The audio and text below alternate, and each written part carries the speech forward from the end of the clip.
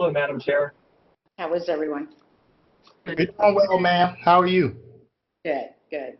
Are we all here and accounted for? Yes, Madam Chair. Okay, thank you.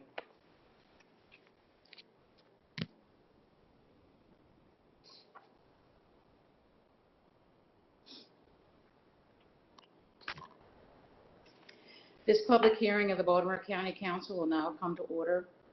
Good evening, ladies and gentlemen. My name is Kathy Bevins, and I am the chair of the County Council and also represent the 6th District. I welcome you to this public hearing on the proposed 3rd District zoning map. As with our legislative sessions, our work sessions, our public hearings, since the COVID-19 pandemic began, we are convening this public hearing virtually via WebEx video teleconference. I would like to introduce my colleagues this evening. Councilman Tom Quirk, who represents the 1st District. Good afternoon, everyone. Councilman Izzy Patoka, who represents the 2nd District. Hello, everybody. Councilman Wade Katz, who represents the 3rd District. Good afternoon. Councilman Julian Jones, who represents the 4th District. Good afternoon. Councilman David Marks, who represents the 5th District. Good afternoon, everyone. And Councilman Todd Crandall, who represents the 7th District. Good afternoon. A copy of the recommended map and log of issues with planning board recommendations is posted on the county's website at www.baltimorecounty.md.gov/agencies/planning/CZMP. This hearing is one of 7 scheduled public hearings during the month of June concerning the proposed 2020 comprehensive zoning map. Tonight's hearing will be dealing exclusively with possible changes to the 3rd District zoning map as recommended to the County Council by the Planning Board. The hearing procedures before the County Council are posted on the virtual meetings page of the County Council's website and on the Council's Facebook page and are as follows. Anyone wishing to testify should have registered with the County Council in advance via email. Documents could also be attached to this email. This registration enables the council staff to recognize the person and unmute their microphone so they can speak during the video hearing. Speaker registration via email commenced on today from 9 a.m. to 3 p.m.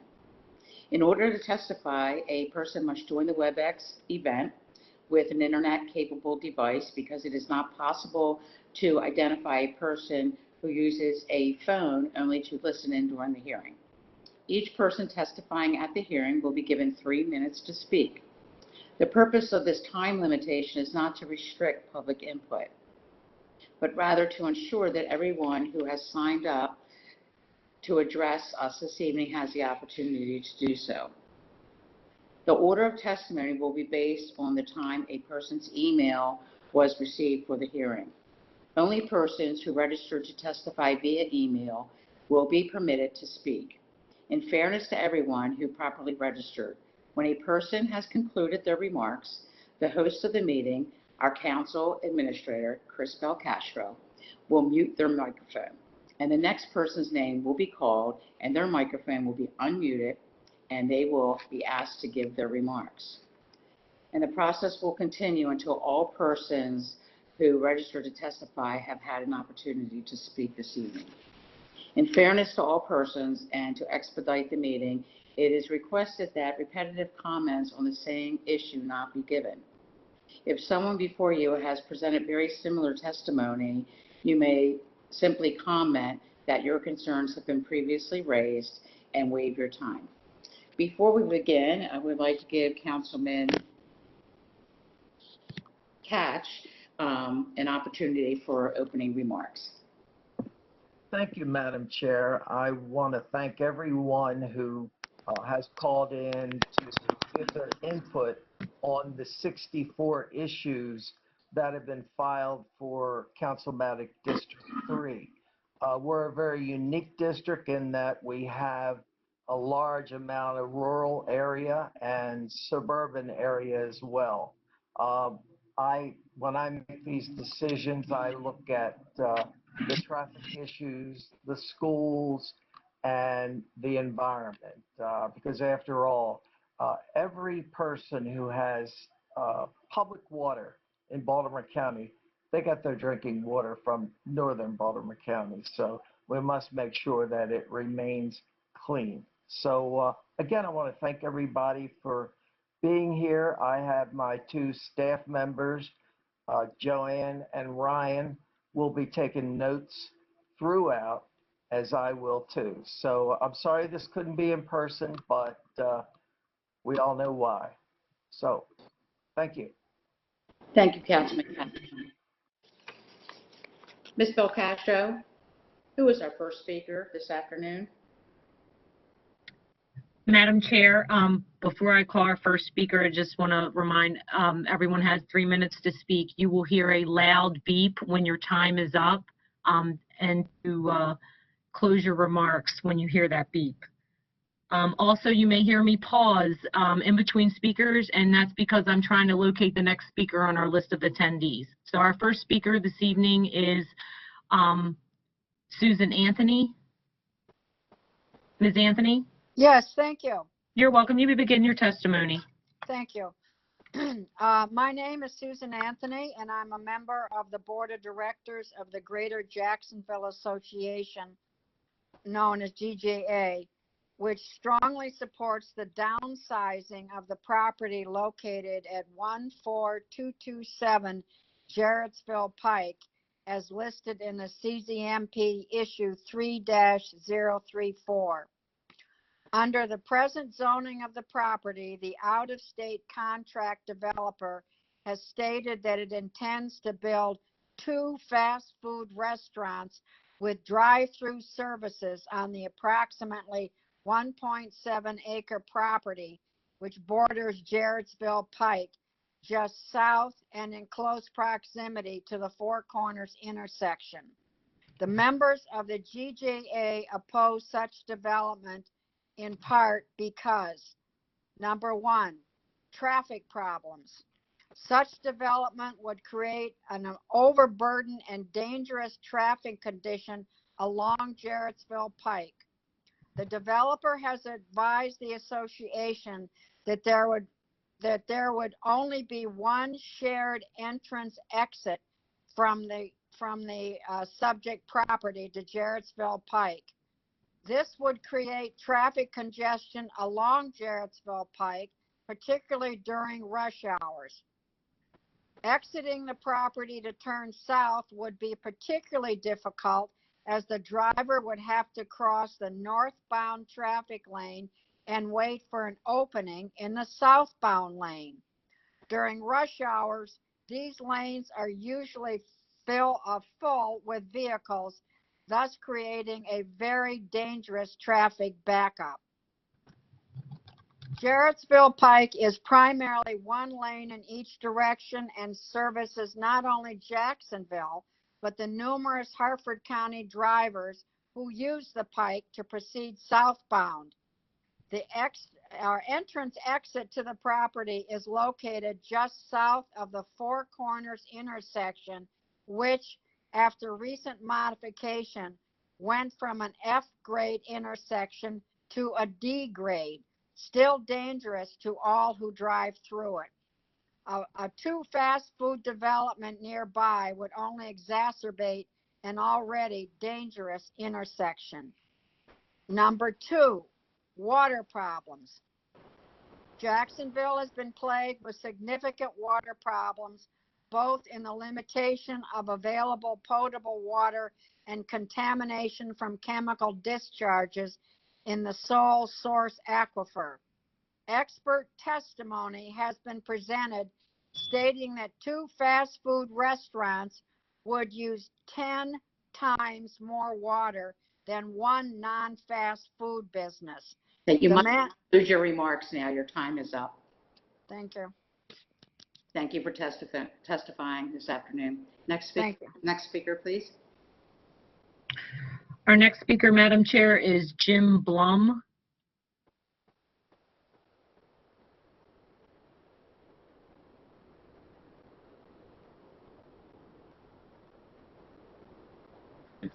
Mr. Blum, Yes, can you hear you me? may begin your testimony. I own the Boring Post Office property adjacent to the Boring Fire Department, which the County Council introduced to rezone from RC2 to ML, not RC2 to RC2, which would have been more appropriate. Our entire community opposed ML zoning by way of a vote at the last Hanover Road Association meeting. However, after that meeting, our community has been instructed to either negotiate restrictions with the contract purchasers, the Mirabolis, for their industrial business, or the property will be rezoned to ML.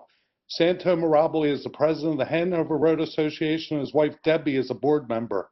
This industrial use is complete conflict with our area of farmland and residences. As stated in the Baltimore County zoning regulations, no petition to reclassify an RC zone or portion thereof as other than an RC zone may be accepted for filing by the zoning commissioner unless public water and sewer is on its way in 2 years, which it's not. Also, not sure how this fits in with the master plan. Baltimore County and the state of Maryland have invested substantial amounts of money preserving this area's farms, streams, and woods. ML zoning will bring noise pollution, pollute the air, well water, and trout streams, bring heavy truck traffic, and will have zero benefit for our community. There are many appropriate beneficial uses for this property in the RC2, RCC, or possibly BLCR zones. We were told that the closure of the Boring Fire Department took place in a public manner. Not true. Upon learning of the closure, I contacted my councilman who told me he did not have involvement and that the new Upper Cove Fire Department took over the property and they were a private organization. I have made multiple attempts since the closure to contact Upper Cove through phone messages and email to no avail. It is my understanding that the new Upper Cove Fire Department will be receiving grant monies from Baltimore County taxpayers to build their new facility, and therefore Upper Cove should be obligated to maximize the monies received from the sale rather than quietly selling the property for less than half of its assessed value to the president of the Hanover Road Association for a use entirely incompatible with the area. Just this year, Upper Cove Fire Department sold 14719 Old Hanover Road to the Mirabolis, a small house on 0.625 acres for $70,000, just 2 doors down from 14723 Old Hanover Road, a similar small house on 0.35 acres, which also sold this year for $252,000. The property is the centerpiece of the town of Boring and received a special exception to operate as a fire department, which was a benefit to our community. ML zoning would have absolutely no benefit to anyone except the Mirabolis and will destroy the town of Boring. Please know that the Hanover Road Association has a long history of using their organization to rezone properties to benefit a certain past president and certain board members. Thank you for your testimonies. You're welcome. Next speaker, please. Madam Chair, the next speaker is Larry Schmidt. However, I cannot find Mr. Schmidt on our list of attendees. If he has called in by phone, as you stated in the beginning of our hearing, you cannot call in by phone if you're testifying. I will continue to search for him, so we will move on to the next speaker, Stephanie Babluch. Thank you.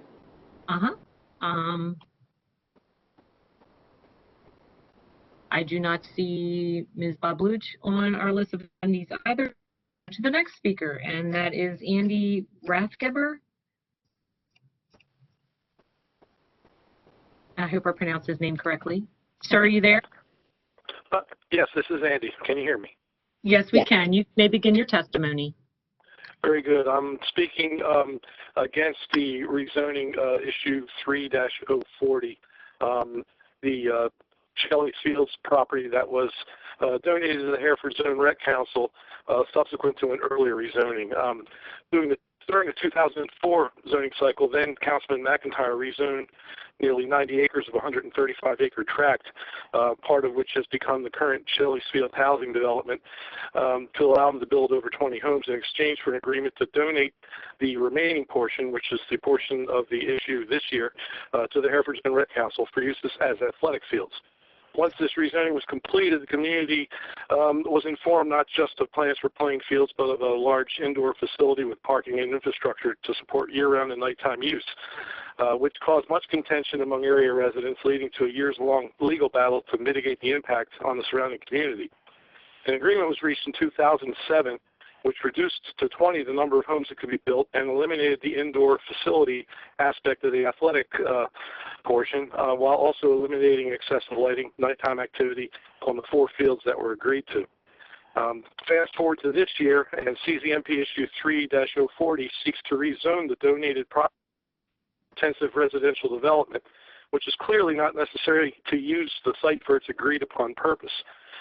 Councilman Koch has submitted a petition to rezone these 42 acres to a combination of RC4 and RC5, which could allow the development of 15 or more homes on land that the County Department of Planning has recommended against rezoning due to environmentally sensitive areas that were addressed in the development plan as part of the settlement agreement in 2007. The Department of Planning specifically states that it is extremely inconsistent with both the water quality law and forest conservation law, as the site contains numerous use 3P trout streams and forest that is high priority for retention. An earlier inquiry to Councilman Koch, the following statement: it was done to put pressure on the county to move forward with building fields and take possession of the property. With the more dense zoning, it would be easier to sell for a good profit, which could then be used to purchase land for recreation. By acknowledging the possibility that the Rec Council may sell this property after rezoning for a good profit, the Freeland community is once again being sacrificed under an ethically questionable deal, just as happened in 2004. That this is being done under the guise of holding the county's feet to the fire on taking possession of the land is nearly beyond belief and not a valid reason to pursue a rezoning of the property, in my opinion. Given the number of as yet undeveloped lots on the remaining portion of Shelley's Field and elsewhere in the area, and given that the Pretty Boy Elementary School is already 10% over capacity, 110% of capacity, adding more development potential is not in the interest of the community and certainly not advisable for this particular location. I would urge the councilman to reconsider this ill-advised and frankly cynical approach to supporting organized recreation in the county and follow the Department of Planning recommendation for the site. Thank you. Thank you for your testimony. Next speaker, please. Madam Chair, our next speaker is Courtney Carr.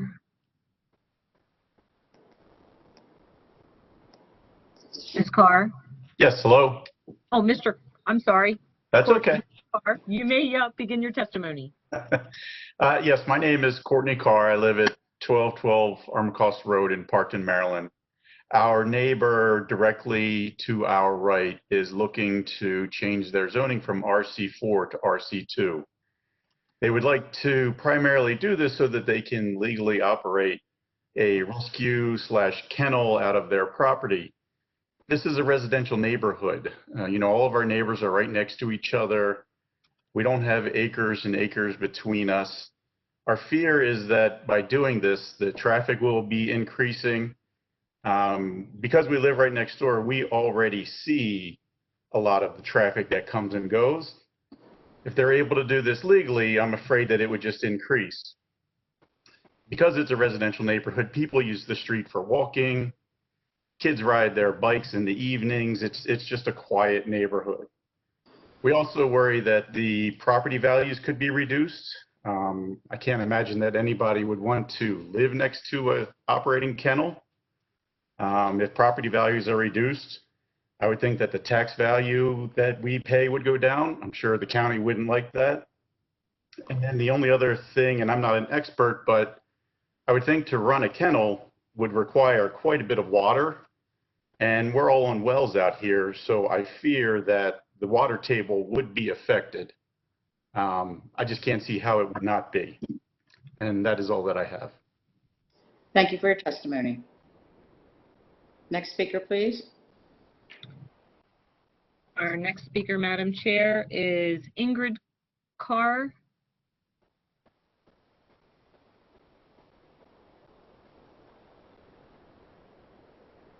Maybe.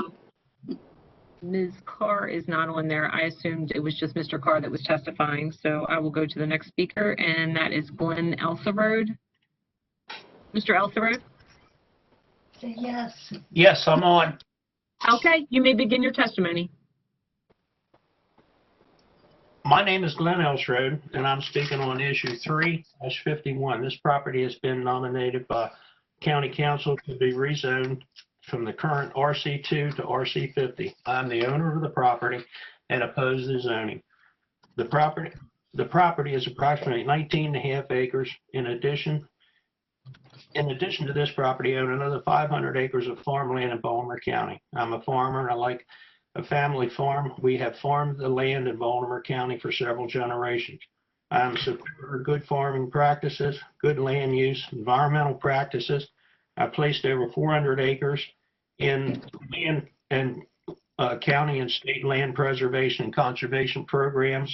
I planted thousands of trees in order to improve the water quality and air quality. In the current growing season, I anticipate donating over 5 tons of fresh vegetable crops to the Maryland Food Bank. Over 3 years ago, I entered into a lease with the SGC Power to install a community solar facility on this property. The facility would be part of the State of Maryland Community Solar Program, adopted to reduce the use of fossil fuels in Maryland. This proposed solar facility has been thoroughly reviewed and approved by the county administrative judge and Board of Appeals. Some of the community opposed the facility, and now the matter is pending another appeal in the circuit court.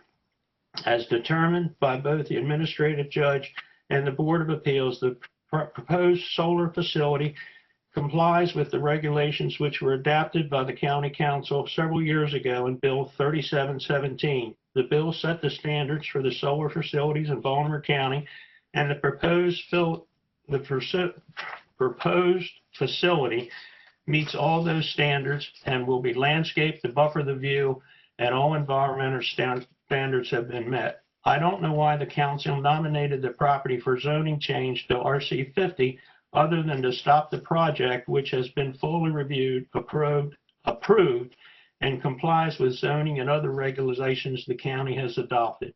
The zoning proposed makes no sense. The RC50 zone is a zone to be applied to properties in the Chesapeake Bay critical area. The critical area is defined in the state of Maryland law as property within 1,000 feet of the bay or tributaries. My property is miles away from the bay. I don't think it fair for the council to rezone my property to a classification that clearly appeases a small group of neighbors who oppose the solar facility. The rental income that I will receive from the solar company will provide economical assistance, which I need in order to keep agriculture as an active entity in Baltimore County. I urge the council not to change the zoning on my property. I thank you very much for allowing me to express my opinion. Hey, Glenn, this is Councilwoman Bevins. I just want to thank you personally for that donation to the food bank. Oh, thank you very much. Thank you. Next speaker, please. Madam Chair, I see that Mr. Schmidt has logged on, so we're going to go back to Mr. Larry Schmidt. Okay, very good. Mr. Schmidt? Yes, thank you. You're welcome. You My may name begin is your Larry. I'm sorry, I didn't hear you. Oh, go ahead. You may begin your testimony. Oh, thank you. My name is Larry Schmidt. I'm an attorney and I represent 2 solar companies that each have an interest in separate issues in the 3rd District. The issues are numbers 3042 and 351, the one that Mr. Elsro just spoke about. The County Council has nominated these properties for a zoning change from either RC2 or RC8 to RC50. The change was proposed to prevent solar facilities that are proposed on each property. Under the county zoning regulations, solar facilities are permitted in the RC2 and RC8 zones by special exception, but not allowed in the RC50 zone. I think we can agree that solar energy is good for us as a society. The use of solar energy will reduce reliance on fossil fuels and provides an unquestioned environmental benefit. In fact, the state law mandates the use of green energy and has set standards requiring the reduction of the use of fossil fuels and the development of green energy. Secondly, the council has exhaustively considered where community solar facilities such as those proposed here should be permitted when it enacted Bill 3717 in 2017. Many of you on the council might recall that there were a series of bills proposed and discussed until a final version, which was Bill 3717, was adopted. That bill, which is the current law in Article 4F of the zoning regulations, sets specific and strict requirements for community solar. The law requires, for example, a 50-foot setback from the facility to a property line, the approval of a landscape plan to provide buffering and screening and other protections for the community. The proposed rezoning effectively guts this existing law and sets aside the substantial efforts which you, the council, have made to enact legislation fair to all. This proposed zoning is intended to stop and not either regulate or control, just stop community solar in the 3rd district. Both the planning staff and the planning board have recommended against these zoning changes. When the council adopted Bill 3717, it did not include RC50 zone as an appropriate location for solar facilities, and that's because the RC50 zone is for properties within the Chesapeake Bay critical area. These two properties are miles away from the bay and are not in the critical area. Last and certainly not least, I would say that the proposed rezoning is simply bad for business and sends a terrible signal to the business community. These projects, my two clients, the solar companies, are local companies. One is headquartered in Dundalk, the other one is in the Baltimore metropolitan area. They've both spent thousands of dollars to undergo the special exception process. One project is on appeal at the Board of Appeals. The other one is at the Circuit Court on appeal. I just think it's unfair at this time to pull the rug out from under these property owners and solar companies, and I urge you to not do this rezoning. Thank you very much. Thank you for your testimony. Next speaker. Yes, Madam Chair, our next speaker is Bill Robinson. You. Mr. Robinson? Yes. You may begin your testimony. Hi, it's Bill Robinson. I'm speaking on behalf of the Yorkshire Haverford Community Association. We have 3 zoning issues that have come before us, and we're opposing all 3.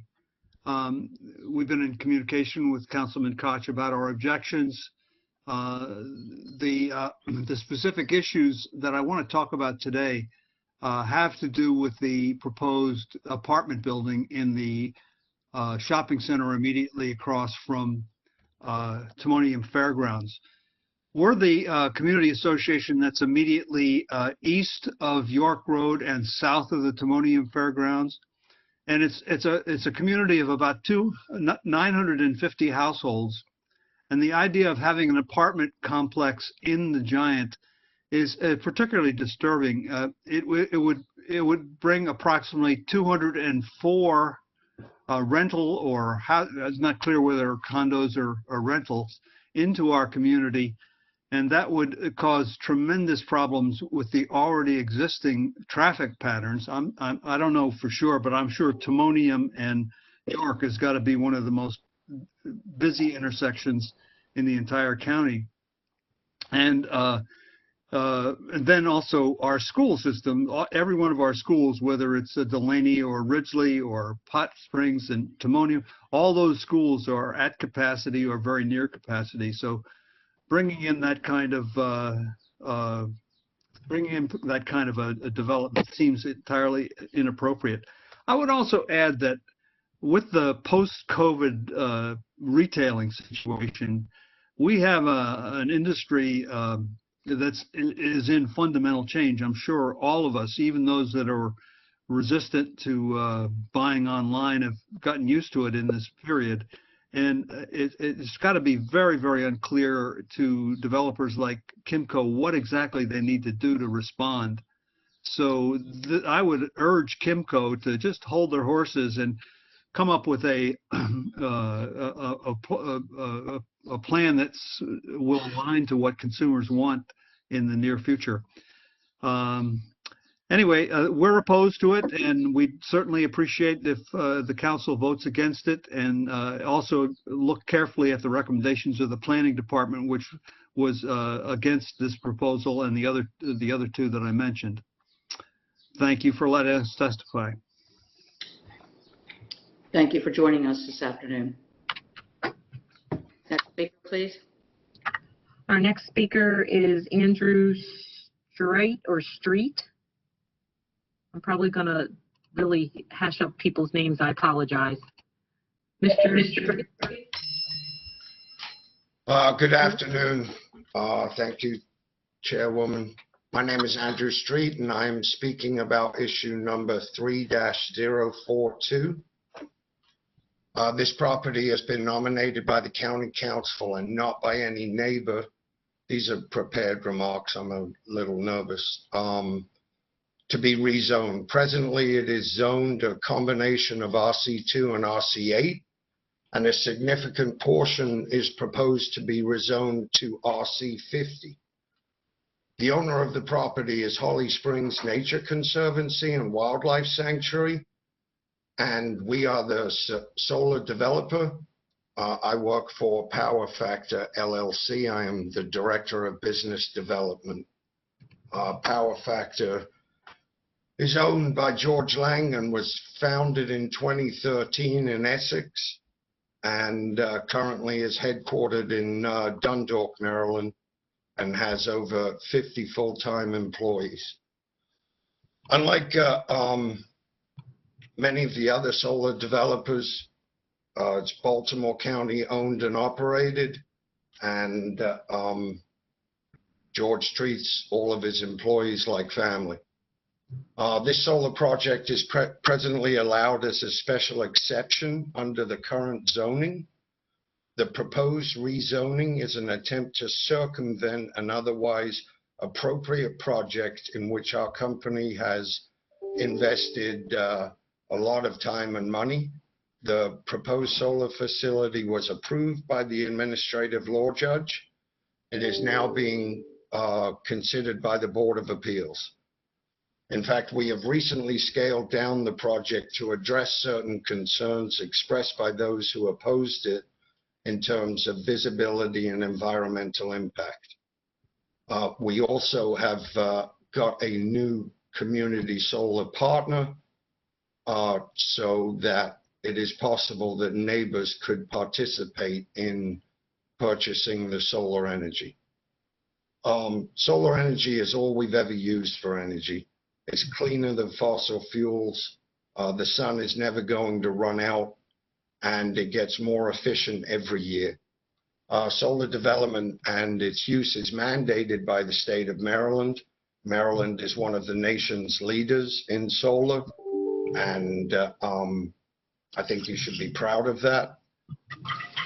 In response to the growing concern over climate change, the Maryland General Assembly enacted legislation intended to reduce Maryland greenhouse gas emissions. The legislation included a specific intent to move the Maryland energy market away from fossil fuels and enacted a renewable energy portfolio standard. As part of this enactment, the General Assembly specifically determined the benefits of electricity from solar. Finish your sentence because your time is up. Okay. Community solar is a really good program that allows low to moderate income and people who can't put solar on their property. This project would be community solar. The apparent sole purpose of this requested change is to stop this proposed community solar facility, and I think it should be rejected. This is a good project. Okay, thank you for your testimony. Thank you very much. Next speaker, please. Our next speaker, Madam Chair, is Gary Martin.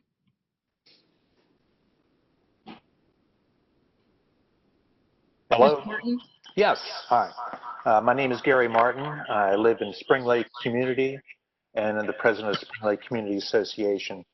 I want to address a couple of the issues. One is the one proposed by Councilman Wade Koch, 3-062. Additional development proposed for this area, specifically Lanahan Meadows and the villas at Pot Spring, will overstress the existing infrastructure, specifically the roads in the area are already overwhelmed. You've heard about Delaney Valley Road, Timonium Road, Pot Spring Road, Adonia Road, Girdwood Road are all congested and unsafe. These roads and others cannot withstand additional traffic. Again, this is a huge safety issue. The proposed development will destroy existing green space and undeveloped countryside adjacent to Lock Raven Watershed, which is unacceptable. This higher density development will create more impervious surfaces, producing additional runoff, with concentrated pollutants running into Loch Raisin Reservoir, our major source of drinking water. The proposed developments are not in the boundaries of the existing metropolitan sewer district and will need the district expand to allow their hookup. Again, this is additional stress placed upon existing overstressed infrastructure. The sewer district is not set up with this additional development in its original plan, and granting additional development to hook up to the existing district will only overstress this critical infrastructure. Schools in this area are already at capacity, and Delaney High School is falling apart and needs to be rebuilt. There are no proposals for the developer to pay any impact fees, nor have they offered to provide any assistance to address this. Lastly, these projects are high-density developments, and their design is not consistent with the existing homes and communities in the area. On issues 3-026 and 3-027 submitted by Kimco, recently mentioned, more high-density development in Timonium along the York Road corridor is not needed and will overstress the existing infrastructure that is already overwhelmed. Again, traffic is already horrific in this area. Specifically, Timonium, York, Padonia, and Delaney Valley roads are almost impassable during rush hour and on weekends. There is little that can be done to alleviate this situation. Even if impact fees were to be paid, which they are not, there is just not enough room for this kind of development. Area schools that are at capacity and in disrepair, such as Delaney High School. Finally, within a 2-mile radius, there are numerous development projects either in progress or already approved in the final planning stages. We do not need, nor do we want, any more development in our communities. The residents in our communities, additional high-density development will have a tremendous negative impact on our quality of life. In view of the current emergency caused by the COVID-19 epidemic, this crisis further illustrates the fact that our infrastructure and government-funded agencies are not able or equipped to handle and properly support this type of high-density development and the resulting human congestion. I strongly oppose these 2 zoning changes. Thank you. Thank you for your testimony. Next speaker, please. Madam Chair, our next speaker is Gladys Ordonez. Gosh. Yes. Hello. My name is, hello, good afternoon. Thank you for giving me time to address my petition. In 2001, we bought a property at 704 Western Run Road in Cockeysville. The property has a house and 7.42 acres. When we bought this property, it was listed as had a potential for minor subdivision.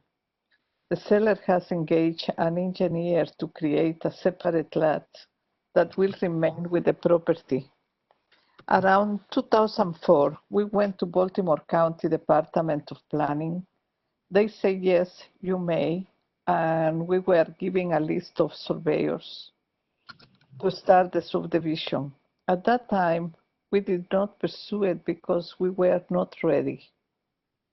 A few years later, we went back to Baltimore County Office of Planning. We were told that zoning had been changed and we cannot do the subdivision. We were never notified, never was a sign or a posting sign or a notification that the zoning has been changed. All that we are doing now was never done. So we are asking for the zoning to be changed to RC2. I read section 1A01 requires minimum lot size 1 acre, 2 acres to 100 acres. You can have 2 lots. We have 7.42, which it qualifies for 2 lots. We have lived here for almost 20 years now. And 20 years later, we like to build a house with a master bedroom or a bedroom on the first floor. Because we are 20 years older. Considering that we bought this property, we were able to subdivide and somehow, without notification, it was changed. And that we have the amount of acres necessary to change it. We are asking for permission to change it to RC2 and therefore create a lot to build a house there. Thank you very much for Thank you. your attention. Thank you for your testimony, ma'am. Next speaker, please. Tim Rupel.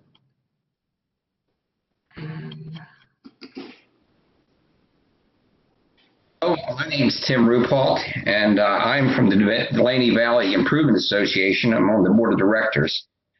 I wanted to speak to issue 3-005, which is the changing to a BLAS. And our community association strongly objects to this change in zoning from OR1.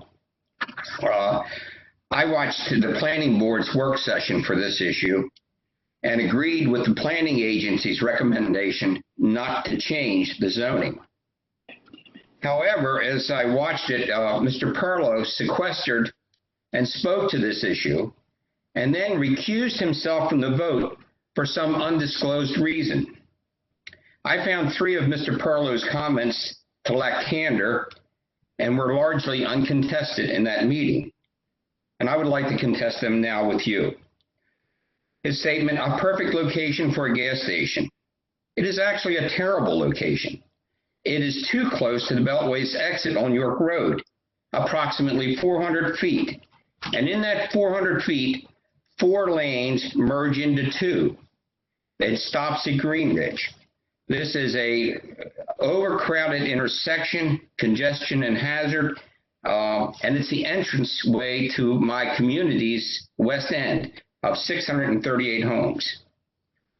Another comment was the closest gas stations are way up York Road, way up being 3 gas stations located at the intersection of York Road and Seminary, 1,000 feet north, 3 gas stations. The third comment was the community should have no interest. They're not even shown on the map. 3 community associations, the DVIA, GTCC, and York Manor, have sent written letters objecting to the zoning change. Green Ridge is a major gateway into the west end of our community of 638 homes. An inconvenient store with gas pumps adds congestions to our streets, pollutions to our streams and our neighborhood. So thank you. The other issue is 3-006, which is across the street. And I am objecting to this also, and the community association is too, to change it to BLCCC. The existing zoning provides a buffer between businesses on York Road and my community. The buffer is essential for preserving house values, privacy, and security for our neighbors. The planning agency also objects to this change and agreed. So thank you very much for your time, and hope you hear more about this later. Thank you for your. Okay, thank you. Next. Our next speaker is Diane Forthuber.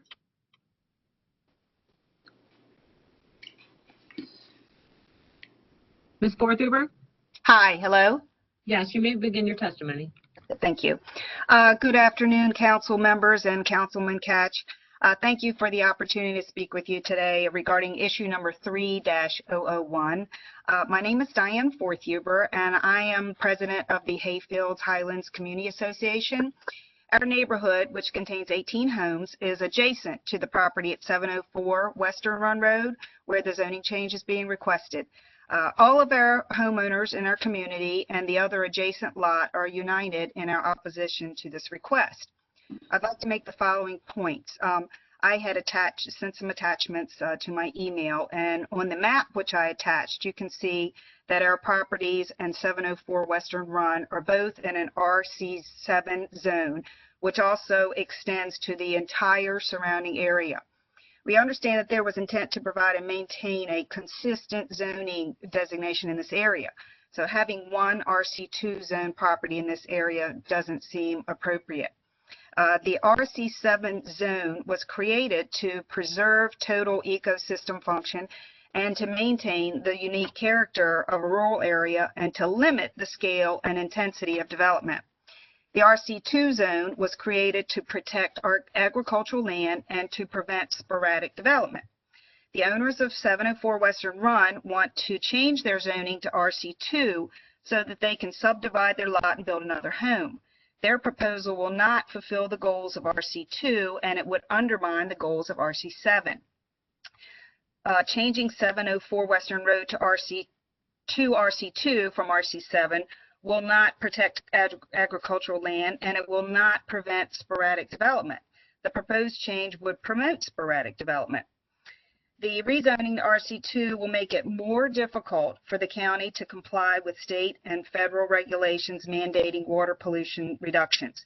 It will encourage conversion of forested areas to impervious surfaces, increasing sediment, nitrogen, phosphorus, chloride, and sulfate pollution to the Chesapeake Bay, the Lock Raven Reservoir, and the tributaries.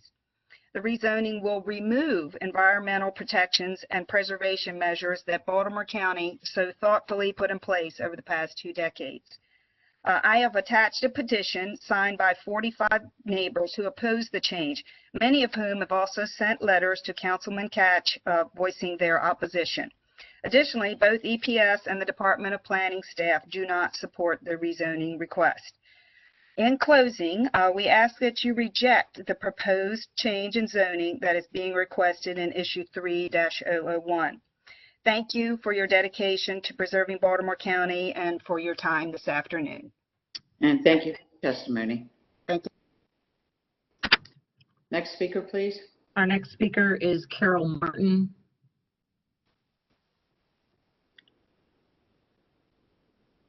Hello, this is Carol Martin. Yes, you may begin. Okay, I'm a member of the Spring Lake Community Association as well as GTCC. I'm here to talk about issue 3-062 in support of Councilman Catch's proposal to reduce the density of any development on the Pot Spring and Delaney Valley properties. I'm going to focus on the duplex homes planned on Pot Spring Road. There is not enough space for the number of homes they are asking to squeeze in this space. They are violating the Baltimore codes and restrictions. They are asking for you to exempt them from these restrictions and public water regulations to do so. These rules and regulations were put in place to protect the environment and the surrounding areas. Do not give them the variances they need in order to build these types of homes. Again, I support Councilman Catch's proposal to reduce the density of this area. And second, I am opposed to issues 3-026 and 3-027, allowing multi-use apartments and shopping. The infrastructure on York Road corridor cannot sustain any more development, especially one of these magnitudes. The roads, the traffic increase, the noise level, and not to mention the strain on the nearby schools. There are at least 12 apartment complexes within a 2-mile radius between Timonium and Cranbrook roads. I disagree with the planning board. Millennials who are now between the ages of 25 to 35 who are starting families want a yard for their children to play, and especially they found this out during this time of the pandemic. We have seen what has happened in Towson, and we don't want it here in Timonium. I don't hear anything from Kimco stating that they can help to improve the infrastructure of the heavy traffic on York Road or the overcrowding of our schools. Kimco is the only winner here, while the residents in this area will suffer. Please, please do not approve this zoning request for Kimco to destroy the nearby communities and residents of this suburban neighborhood. Thank you very much. Thank you for your testimony.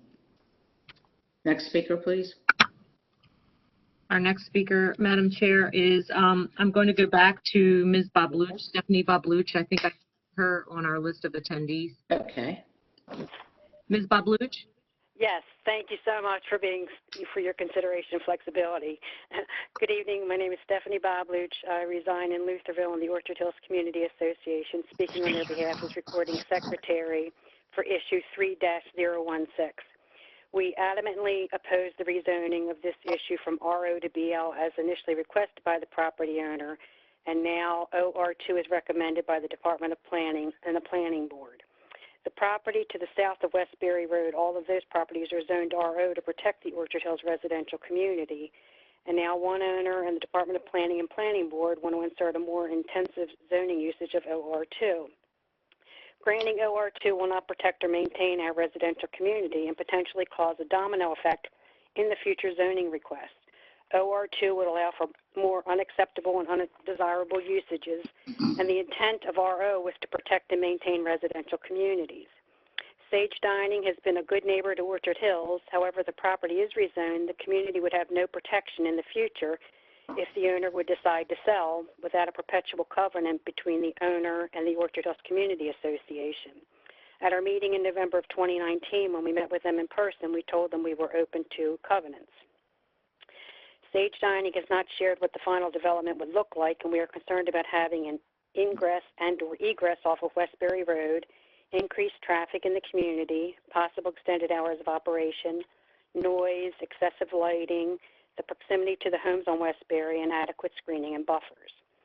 Rather than granting the rezoning request, we would like to have the property owner work with Orchard Hills in order to agree on mutually acceptable variances and exceptions from the present RO zoning to allow what they need for their business and what would be necessary to maintain and protect the residential community of Orchard Hills in the future. We do not understand how rezoning from RO to OR2 would protect the future of our 437 home community. We appreciate your time and consideration tonight, and again, thank you so much for your flexibility and allowing me to testify tonight. Thank you for your testimony, ma'am. Thank you so much. Have a good night. Yeah, you too. Next speaker, please. Our next speaker is Terry Becks.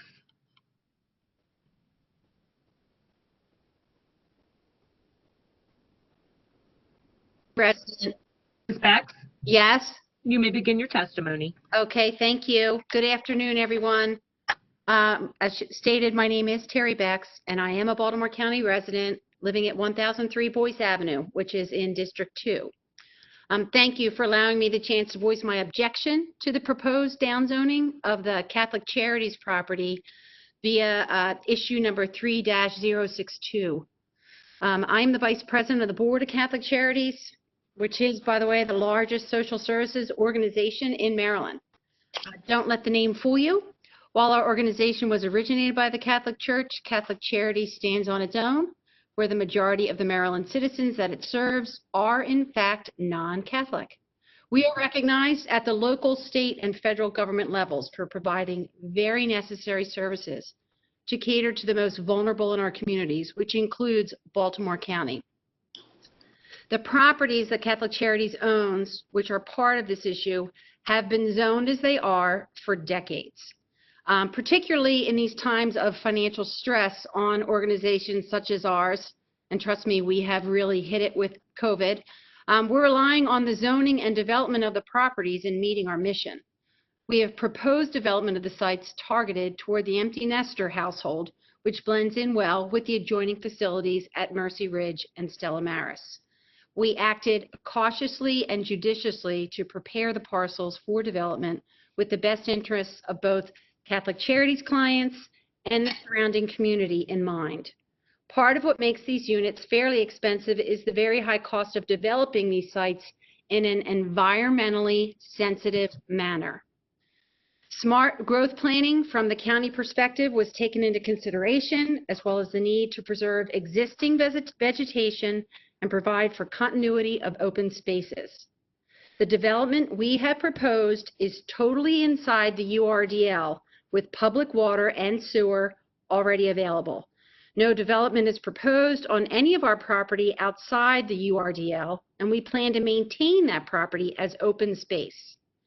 We ask you to please consider the many thousands of dollars we have spent already in the development process on what we hope is a sound investment in the future good works of our organization.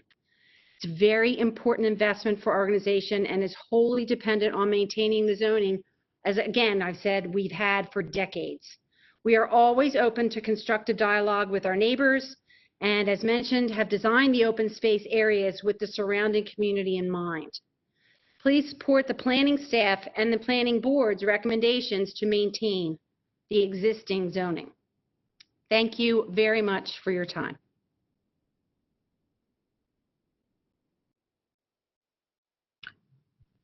Our next speaker is, my apologies, our next speaker is Jeff Myers.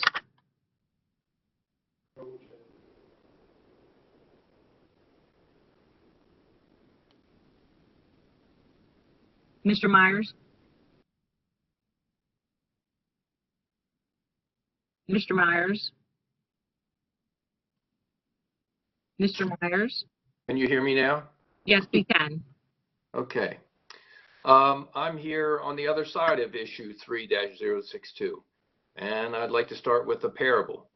A 97-year-old woman walks into a lawyer's office, and the lawyer asks, "Are you here to update your will?" She says, "No, I want a divorce." The lawyer says, "How long have you been married?" The lady responds, 79 years. My husband is 98 years old. The lawyer asks, "Why do you want a divorce after you've been married 79 years? And the lady says, "Enough is enough." This is the state of development in Baltimore County. We realize that people have a legal right to build more and more buildings on just about every piece of real estate in the county. But we do not have the roads, schools, and infrastructure to support all the construction that the current zoning would permit. And then to add insult to injury, the nuanced rules that the developers have gotten put into the county code and the county permitting and development procedures permit them to maximize their profits and squeeze in even more buildings by things like, quote unquote, transferring development rights from property that it would be virtually impossible to build on, variances, quote unquote, minimal setback requirements, and quote unquote, clustering. This is how you can propose to put 31 houses on the space of 2 baseball fields. Baseball fields dedicated to Cal Ripken. Fields that, despite being on a scenic highway, Delaney Valley Road, and recently renovated county green space on Kelly Run. This is how you can propose to cram 42 duplex houses onto property off of Pot Spring Road. These developments are not in keeping with the larger lots and more rural nature of Delaney Valley Road and Pot Spring Road. These developments are going to overcrowd Timonium, Pot Spring Elementary School, and Ridgely Middle Schools. And who knows what's going to happen with Delaney Valley School with Delaney High School when it is being rebuilt or replaced. The intersections of Delaney Valley Road with Timonium Road and Old Bosley Roads are already at a D level, as shown by a 2019 traffic study.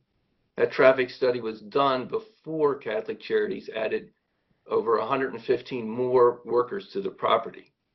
Undoubtedly, an impartial traffic study done by the county, as opposed to the developer, will show these intersections cannot withstand the addition of the 73 homes currently proposed for development on these properties. We are going to turn Delaney Valley Road into York Road and York Road into a parking lot. I and the Pot Spring Community Association and the Spring Lake Community Association support the downzoning proposed by issue 3-062. We have had discussions with Catholic Charities to try to compromise, but they refuse to reduce the number of proposed homes by even one. And I end by quoting the wise elderly lady, "Enough is enough." Thank you for the chuckle this afternoon, and thank you for your testimony. Next speaker, please. Our next speaker is Pam Ecker.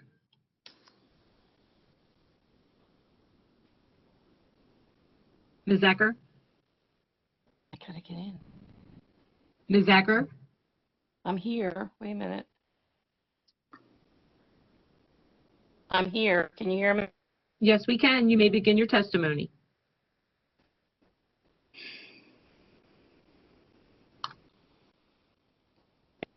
Ms. Ecker?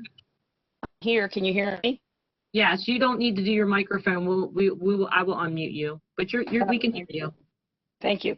The zoning issue 3032 was first presented to residents of Boring at a CZMP meeting January 20th by Hanover Road Association, attended by approximately 130 Boring residents. And we were told of the sale of the Boring Fire Hall property to Santo and Deborah Mirabelli to be used as a construction storage yard, and that a change in zoning from RC2 to ML had been requested. The HRA presented the covenants they had compiled for the CZMP process requested by Councilman Catch. The community formed the Boring Community Association to have its own voice and protect the residents that live directly adjacent to the property from adverse and damaging zoning. There are unanswered questions by the community. Why was the transaction not listed on the open market? There was and still other interested potential buyers that could realize more money by Upper Cove Fire Company to fit better in the community and don't require ML zoning. There is no ML zoning in the entire Hanover Road Association corridor. Why now is it acceptable in the middle of a rural village of Boring? The type of business proposed belongs in an industrial park in the middle of not in a rural village. Mr. Mirabelli, purchaser of the property, was and still is the president of the Hanover Road Association, and the very same association that formulated the original ML covenants. The Mirabellis opposed the solar panel farm directly in view of his property where they are building a home, and has a large piece of property that has access off the commercial corridor of Route 30. When asked why not put the construction storage yard on that property, he has responded he didn't want to have to look at it. The insult is that he thinks it's acceptable for the residents of Boring to live next to it. Mr. Mirabelli verbally recused himself from the CZM process and had been asked to facilitate that was facilitated by the councilman. The fact is, Mr. Mirabelli was present at the CZMP meetings and involved in the covenant process. It was such a blatant conflict of interest, a past president of HRA and member from Reisterstown Owings Mills Glendon Association attended an HRA meeting and called Mr. Mirabelli on the carpet for his blatant conflict of interest behavior. A petition was signed in opposition of the ML rezoning by more than 160 Boring community members that other pertinent data was forwarded to the planning board and Councilman Catch. At the next HRA meeting to discuss review the vote on several zoning issues in the area, we were told our issue would not come up to a vote. The Boring community called a vote from the floor. Members of BCA and HRA overwhelmingly voted no to ML zoning.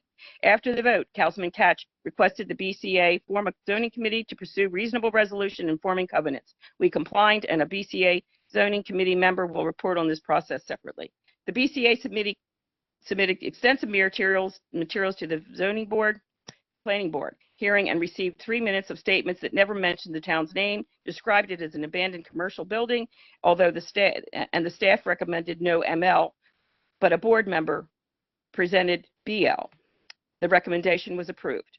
We were amazed that there was no discussion about the environmental impact in the area, watershed issues, negative impact on the Mill Run, the storage of fuel and other toxic materials that could spill into the aquifer that the residents' wells feed off of. We don't need a repeat of the Jacksonville Exxon fiasco. In light of the many unanswered questions and the many inherent and egregious damaging risks ML zoning would expose the village of Boring to, please vote against the rezoning of RC2 to ML. I would also like to add at this time the Boring community supports the HRA recommendations presented today. Thank you.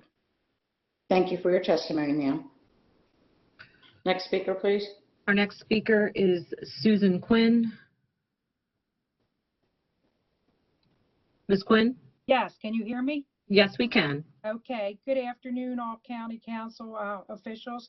In respect of your time, I am representing 400 plus people from the Carroll Manor community. On behalf of the Carroll Manor community, I would like to voice our strongest opposition to the rezoning of the property 4711 Carroll Manor Road from RC5 Rural Residential to BR Business Roadside. We have had several community meetings and the opposition has been unanimous and loud. This request violates the county's 2020 master plan of limiting rural residential development and protecting the character of a community. It is a perfect example of spot zoning. Interjecting any business onto Carroll Manor Road could have many negative impacts on the surrounding properties. Decreased property value, impervious parking surfaces, commercial signage, and lighting are just a few examples. We are also concerned about the stress that could be put on our private wells and septic tanks from a business that would operate 24/7. This irreversible and very permissible commercial classification could open the door for numerous uses that would not be compatible with the rural residential nature of our community. BR zoning is the most permissible commercial classification that it would invite crime to our neighborhood because of cash inventory, medicines, and other valuables. We simply don't want a business roadside zoning in the midst of our peaceful, quiet, and safe neighborhood that recently got 9 speed bumps on the road to make it safer. Prior to this meeting, I have submitted 239 signatures in opposition of the rezoning. You should have personally received numerous letters, either to all council members or to Wade Koch, including a letter from the Greater Jacksonville Community Association in opposition. We have had over 425 written responses in opposition, none for, on this issue to the Planning Board Committee, as they suggested we provide comments for their meeting. I ask that you take all of this into consideration when making your decision on the 3-014 issue and reject it. Thank you for your time and listening to our community on this matter. Thank you for your testimony. Thank you. Next speaker, please. Our next speaker is Jesse Yeager. Hear me? Yes, we. Awesome. Thank you. I'm speaking to number 3-006, but I'm also speaking to all development that is proposing for dwellings. The overdevelopment and lack of planning that has been allowed to occur in Baltimore County is an atrocity. Our schools are overcrowded, plain and simple. Based on the 2019 kids count in the Central District alone, it is projected that there will be 542 more students than desks at schools for next school year. That's an entire elementary school. Let's look at Hampton Elementary that is directly affected by this issue.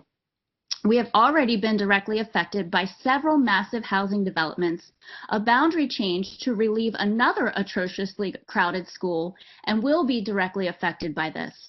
We are now facing a student enrollment of well over 710 with a capacity of only 670.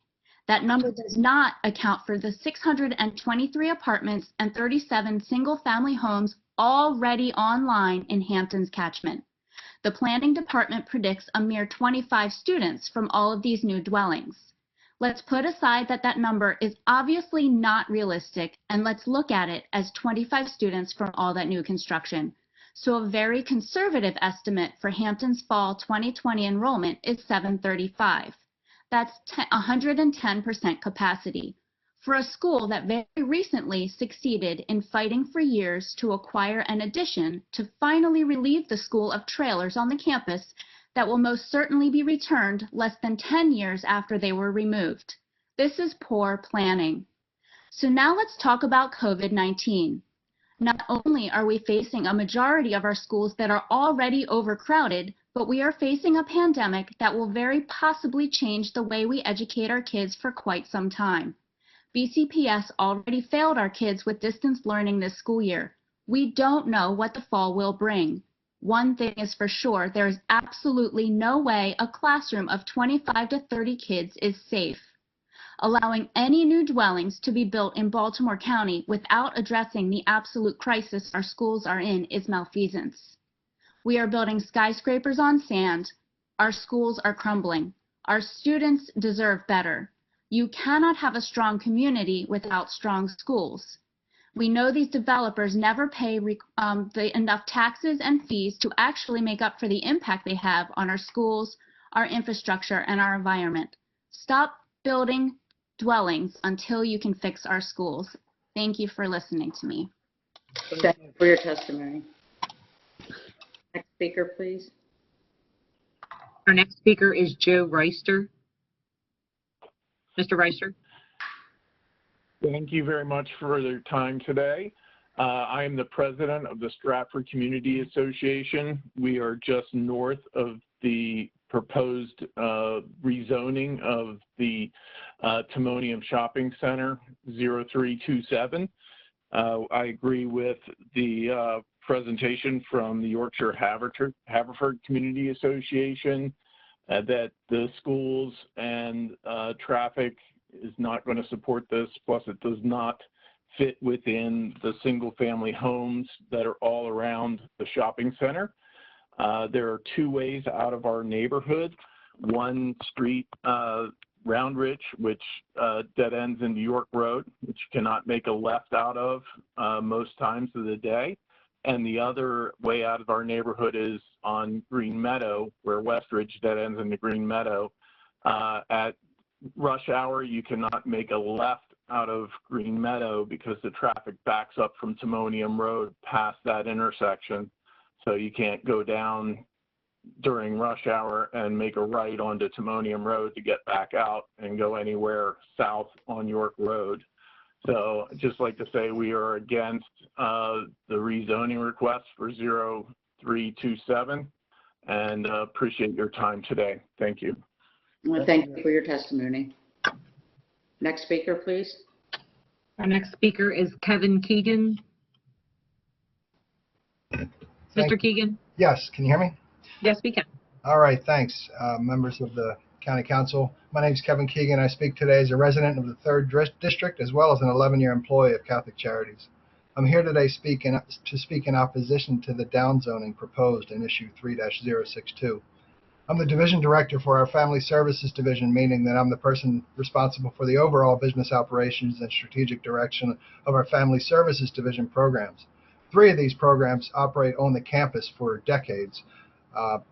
Gallagher Services, which offers residential and daytime supports for individuals with intellectual and developmental disabilities for about the last 40 years. Villa Maria School, which has provided educational services to children in K through 8 grades who come to us with significant emotional, psychiatric, and learning disabilities, again, for the past 40 years. And St. Vincent's Villa, which has provided residential services to youth as far back as the 60s when it was really an orphanage, to now where we serve young people up to the age of 14 with significant psychiatric and trauma issues resulting from their inability to be able to live in their home in the family setting. As for my home, I live in the Mayfair community off of Jennifer Road in District 3. I can't think of a better place to live and raise my 2 daughters, ages 8 and 15 years old, and the dog you just heard. My wife and I adopted our girls from the Baltimore County Department of Social Services, and it was an easy decision when it came to where we wanted to raise them and send them to school. Our youngest is in Pinewood, and our middle schooler just completed Ridgely yesterday and is looking forward to her move to Delaney next year. Our commitment at Catholic Charities to collaboration is the key to our success. Our strategic plan is inspired by a commitment to honor, respect, and strengthen the people and communities where we have a presence. We seek to understand shared purpose, address collective needs, and achieve shared objectives. Through a collaborative approach, through a collaborative effort that engages our neighbors, local community organizations, and local leaders, we will pursue a purpose-driven process for planning valuable community spaces that complement and bolster existing communities. Catholic Charities is a valuable partner to the community and to Baltimore County, and I will say, a good neighbor. I've had the opportunity to meet with Councilman Koch and neighbors in my office over a few years ago around an issue of some disagreement with the neighbors, and there was a very positive resolution that resulted from that meeting, and I believe that's an indicator of how well we work together with the community. I appreciate the Councilman's leadership on that issue, as well as being a longtime supporter of smart growth plans for the county to protect natural resources. The plans before us have been drafted with all of that in mind, and they're consistent with zoning that's been in place for many years now. With that in mind, I respectfully oppose the requested downzoning on issue 3-062 and ask you to support the planning staff and planning board's recommendations to retain the existing zoning. Thank you. Thank you for your testimony. Next speaker, please. Our next speaker is Bob Cawley.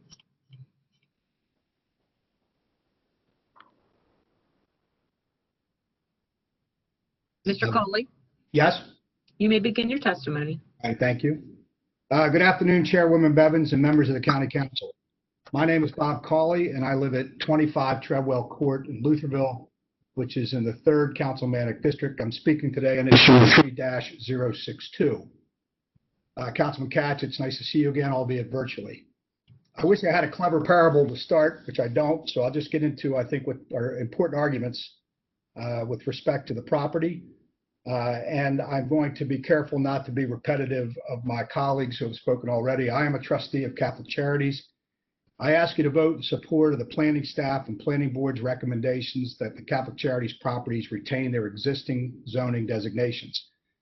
As mentioned before and indicated in the planning staff and the report on these properties, they are located inside the Erdel line. They're served by public water and sewer, and the proposed downzoning would be inconsistent with the Baltimore County Master Plan 2020 surrounding zoning and land issues. There is no valid reason to change these zoning designations now. So again, I ask the council to support the recommendations of the staff and planning board and vote to allow Catholic Charities to retain its existing zoning. Thank you for your time. Thank you for your testimony. Next speaker, please. Our next speaker is Regan Vaughn.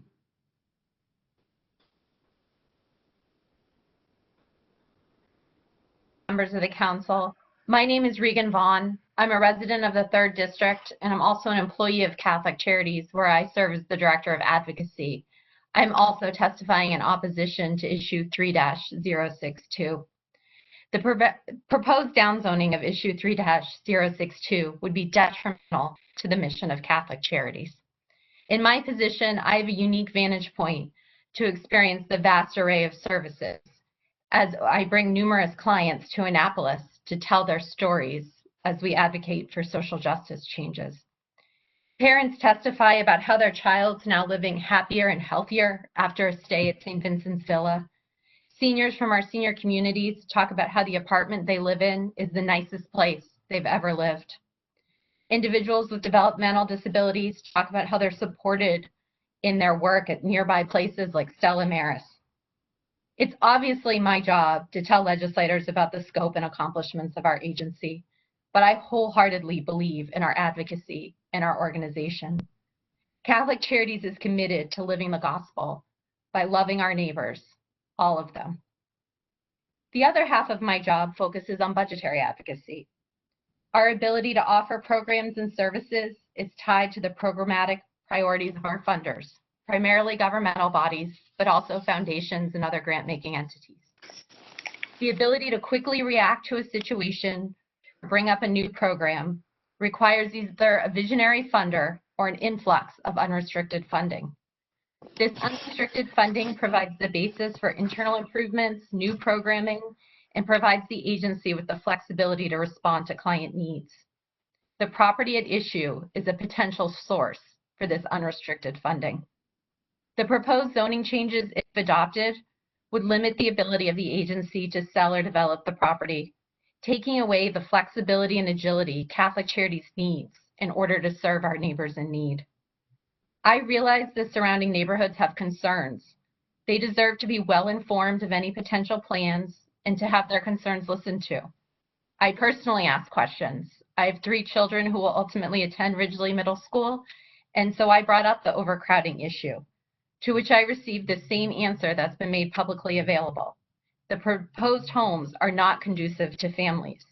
They will not contribute to overpopulation issues at our schools. Unfortunately, issue 3-062 handicaps the ability for a conversation to take place.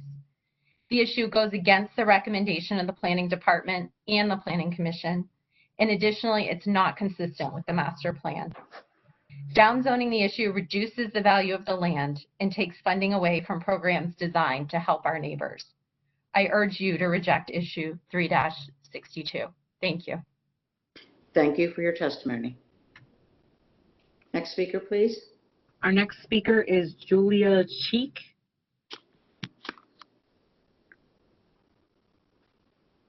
One moment.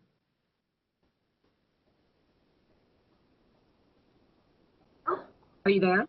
I'm here. Can you hear me? Okay. Yes, we can. You may begin your testimony. Great. I'm calling on two properties. It's issues 3012 and 3013. They're adjoining properties 1927 and 1925 York Road. Both of them were purchased over 30 years ago by my father, who still owns 1925. My husband has his medical practice in 1927. He has always been part of the community, having excellent relations with both residential and business neighbors. Recently, 1925 was vacated after being rented for 25 years.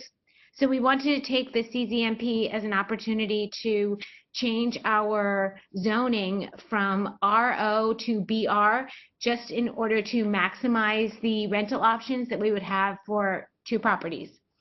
It became an issue. The Towson Community Organization was concerned. So we met with them.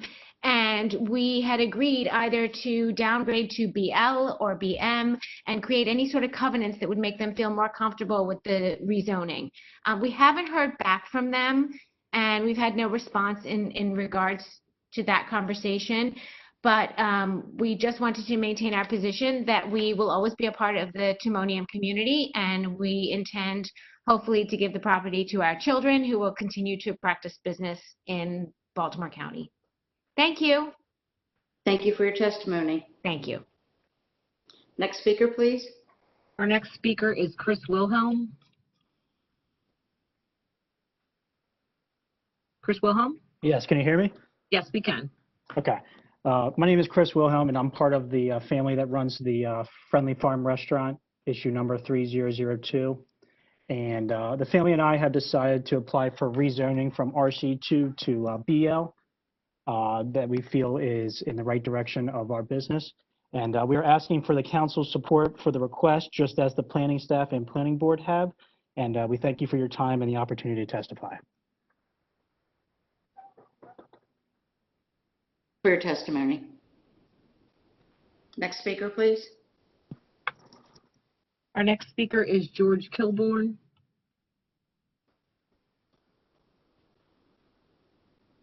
A resident. Yes, can you hear me? Yes. Okay, so I'm contacting you regarding issue 3-062. I'm a resident of the Wakefield community, and I am voicing my opinion to support the downzoning of this property. I've heard kind of some conflicting things from those that do not support this. One woman said that they're going to target empty nesters. Actually, two ladies said that, and a gentleman said it would be a great place for him to raise his middle school and high school age children. Although Catholic Charities may want to target empty nesters, there's no way that they can prevent young families from moving in there, and that would present a burden on the already overcrowded schools in the area. Not to mention, as has been mentioned by many others, the infrastructure stresses that such a development would create. So I am speaking to support Councilman Koch's downzoning of that plot, issue 3-062. I thank you for the time you've given me, and urge you to keep all this in mind as you make your decision. Thank you. Thank you for your testimony, sir. Next speaker, please. Our next speaker is Ellen Birkenthal. Ms. Birkenthal? Yes, we can. Thank you. Good afternoon. I'm the president of the Delaney Valley Improvement Association, known as DVIA. I'm here to present the Community Association opposition to request zoning changes for 3-005 and 3-006. The 1215 York Road property is positioned on a west boundary of the community's area at the intersection of York and Greenridge Roads, and at the exit ramps for I-695 northbound on York Road, which blends into a mandatory right turn lane onto Greenridge Road. Please note that the speed limit on York Road, which is a state highway, is 40 miles per hour. This property has current zoning changes as an OR1 for 1.99 acres and for RO 0.04 acres. The requested zoning changes for a BALS for 2.03. The DVIA board has met multiple times with David H. Kerensky, Esquire Venerable, and the owner of the new properties, Dr. Rossmore. Each time they have been advised their properties use these sites. They were intended to be used for gas stations and convenience stores on the 1215 York Road site.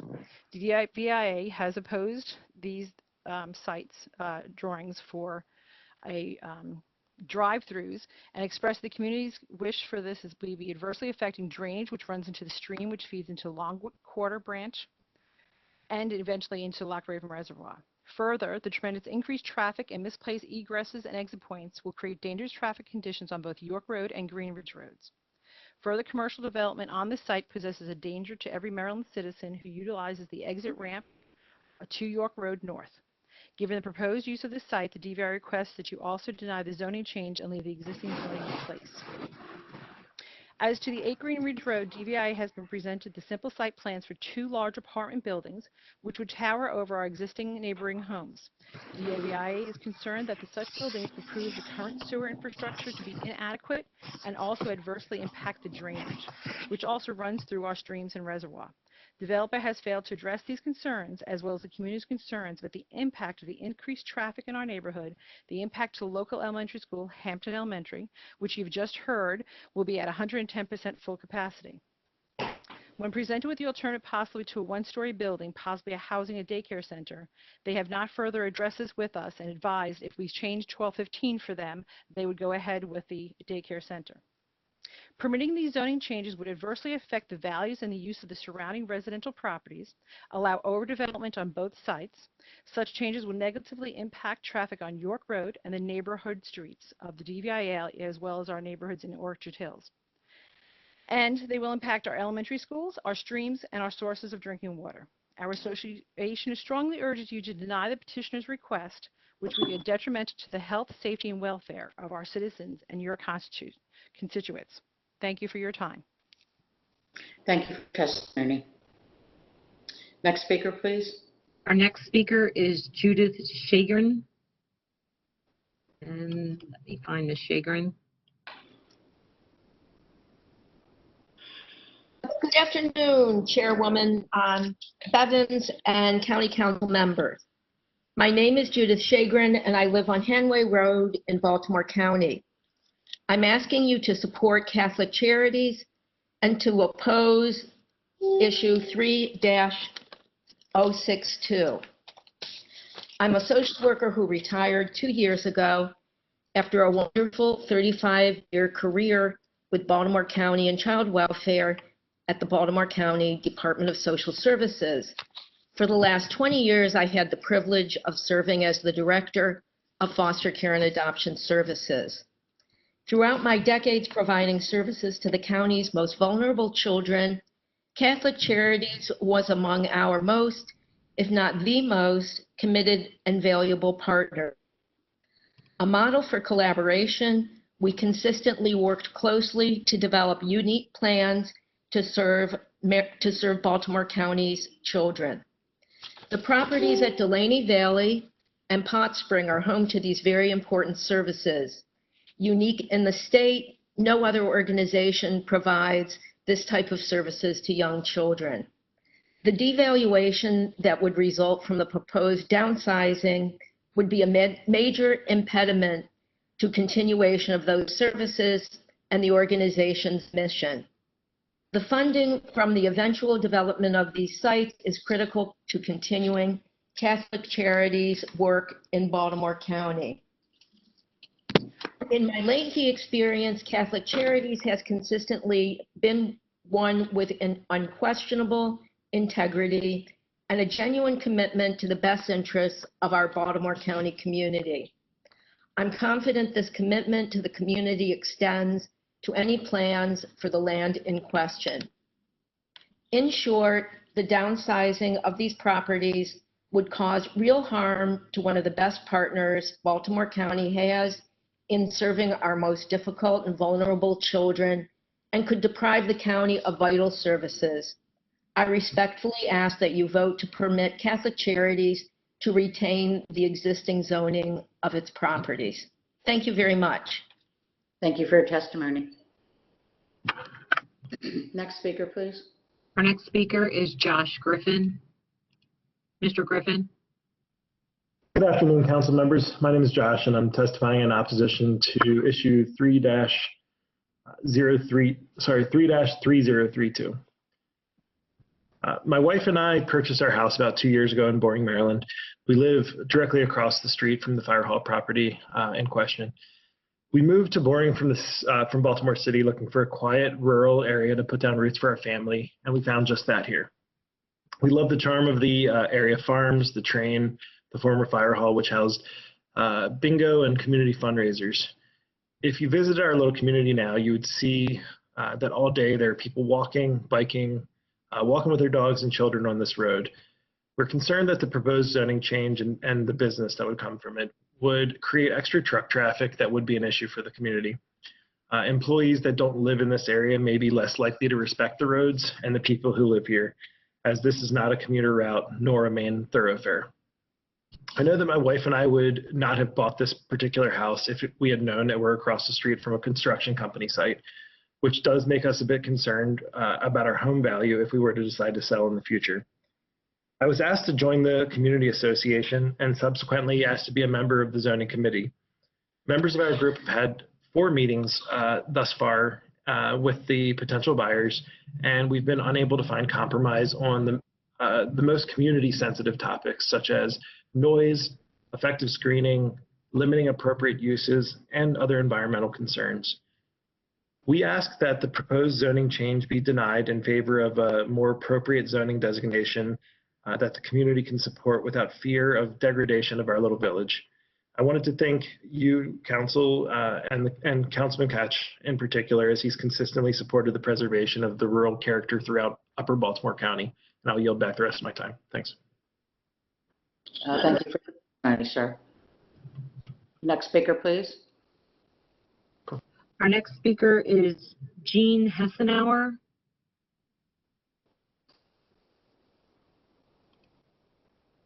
Unfortunately, Ms. Hessenauer's name is on the list, but she does not have a microphone, or I'm not sure how she's logged on. But Ms. Hessenauer, if you can hear us,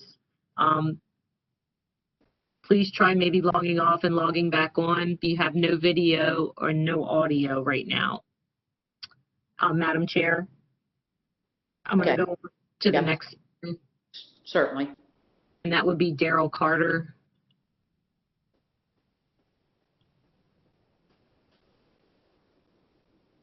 And Mr. Carter is not on as well. After that is Marsha McLaughlin.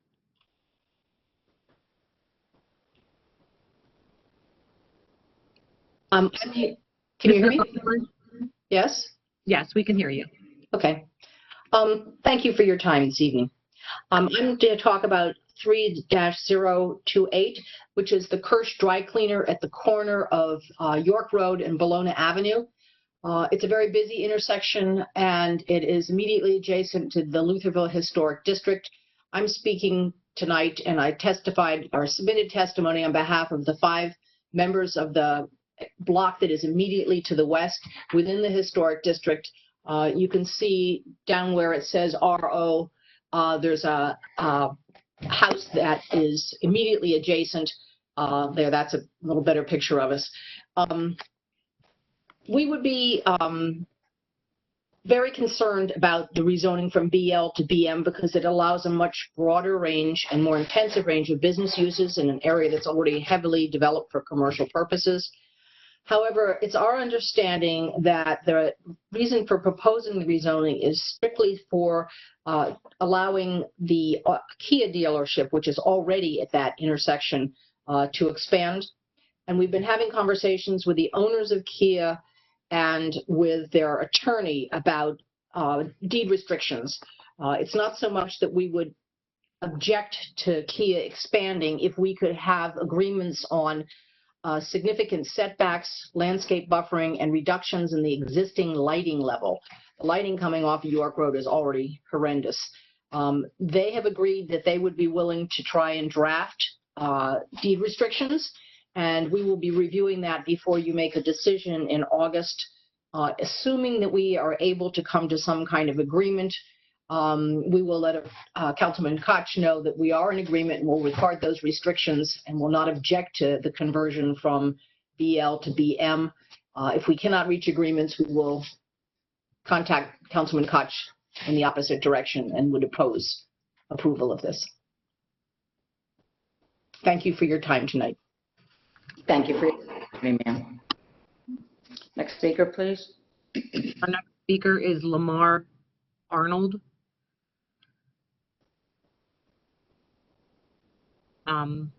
He is not on as well. The next speaker is Michael Bankoski.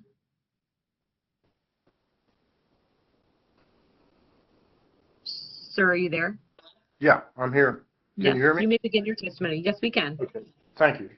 I reside at Michael Bankoski. I reside at 407 East Timonium Road near the intersection of Timonium and Delaney Valley Roads.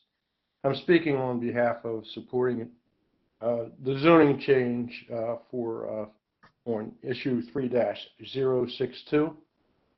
I've lived, I don't know if I just said this, but I lived here since 1987.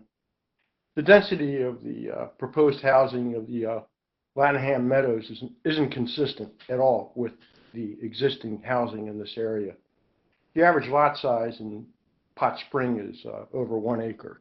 I believe I have the one of the smallest properties in the entire Pot Spring community at 0.75 acres. The proposed development at Lanham Meadows is, I think, 1/4 of an acre.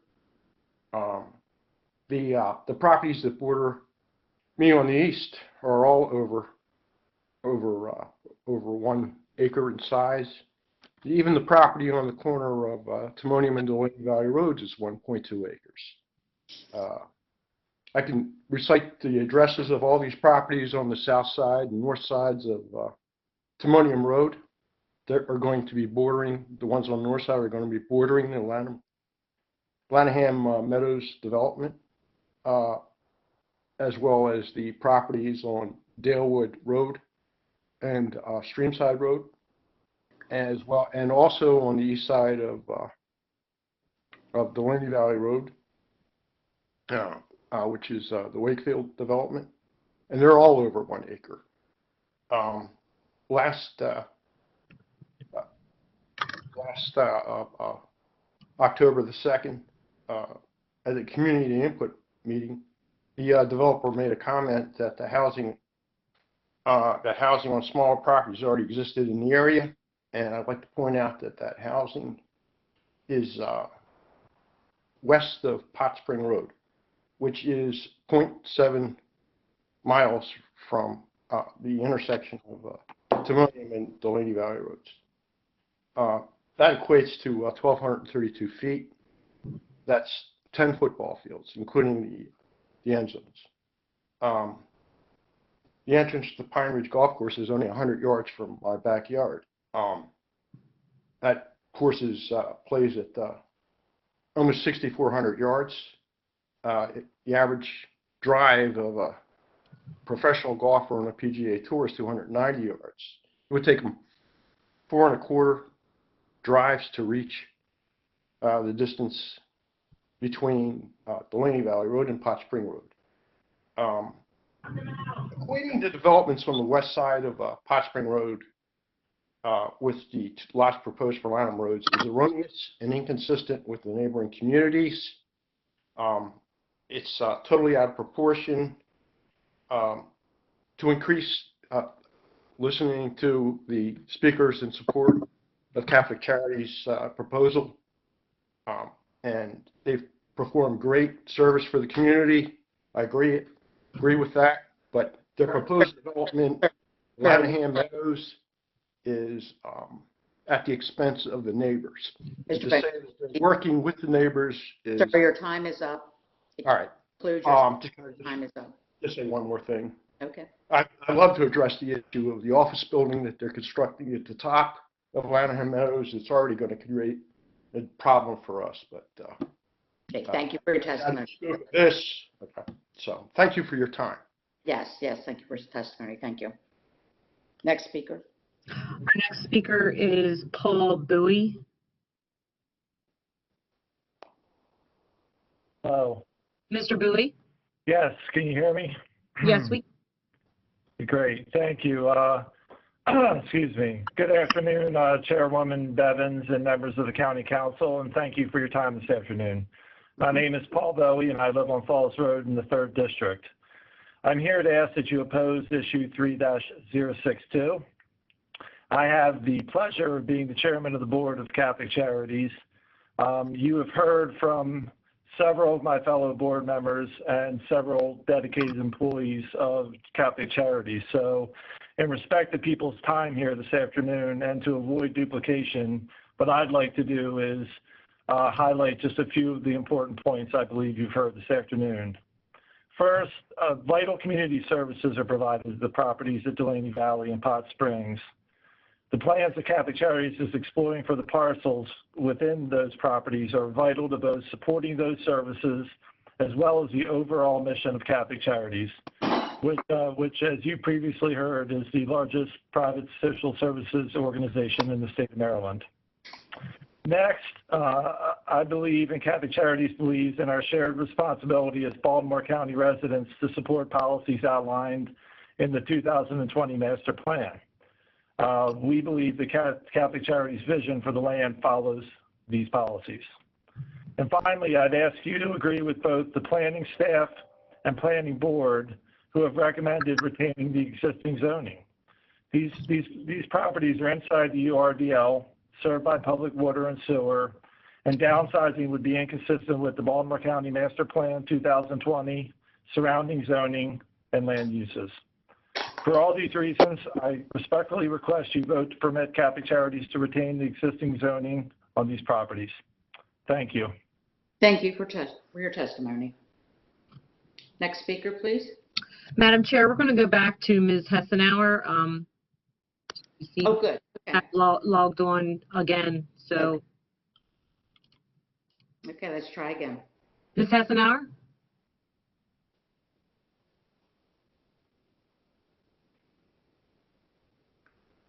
Maybe not. Ms. Hessenauer, try one more time. I'll have to come back again. Okay. Our next speaker is Susan Erickson. Ms. Erickson? Yes, I'm here. Can you hear me?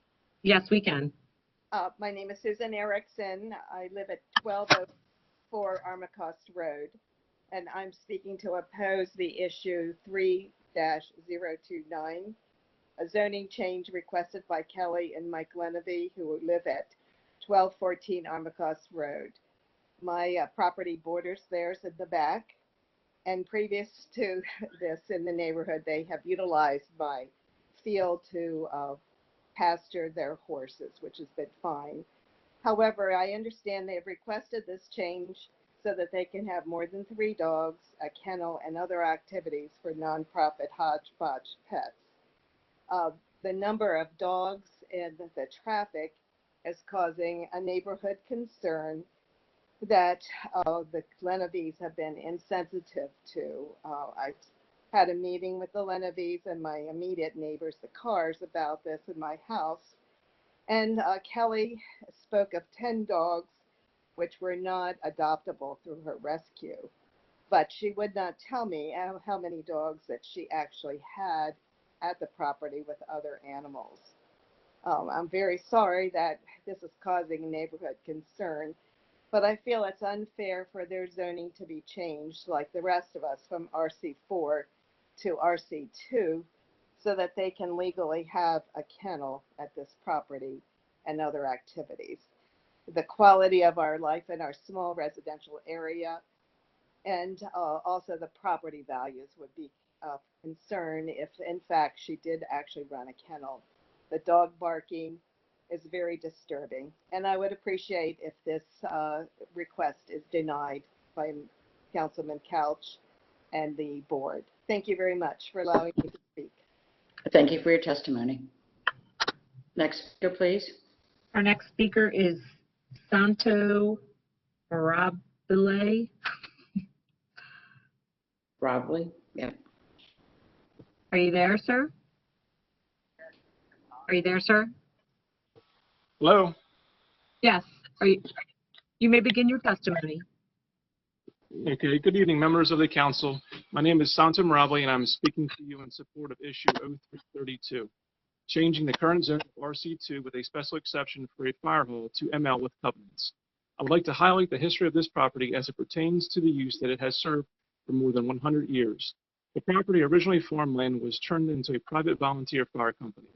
The land is privately owned by the fire company and has served as the headquarters for their company to conduct their activities. Over the years, the fire company not only used the property for its primary activity, but also as a maintenance facility for their commercial trucks, an event hall, sports events, athletic association, and concert hall. Some of these commercial activities that occurred on the property over the years were bingo 6 nights a week, large carnivals, and tractor pools. These activities until 1988 were conducted in a non-conforming use and without community opposition. In 1988, a special exception was granted to allow the company to operate in conformance. The above activities were not only allowed by a special exception, but are also activities that are allowed by right under ML zoning regulations. Over the years, the property has been improved with heavy 3-phase power, a 10,000 square foot commercial building, commercial kitchen, and large commercial truck bay, as well as a communications tower. This property has not been productive farmland in over 80 years, as RC2 land is intended, and rather has operated as a commercial property for the better half of the last century. It would be a great detriment and hazard to the community to allow the property to lose its special exception, allowing commercial activities upon its inevitable sale. The upkeep and maintenance of the building cannot be supported by RC2 zoning and would eventually become derelict.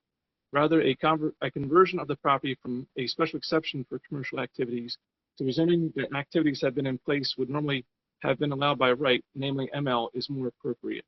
This would allow for the zoning which most closely matches the property's previous uses to be applied by right.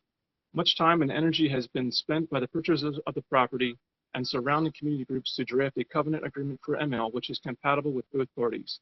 Changing the property to ML would see their efforts through and complete the work put in by all parties involved.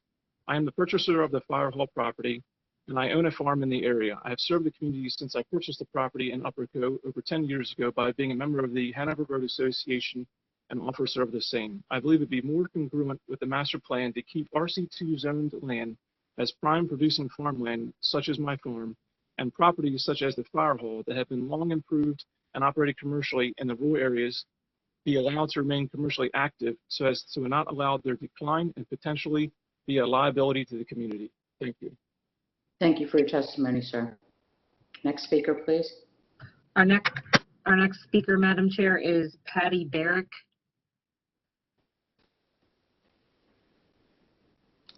Ms. Barrick?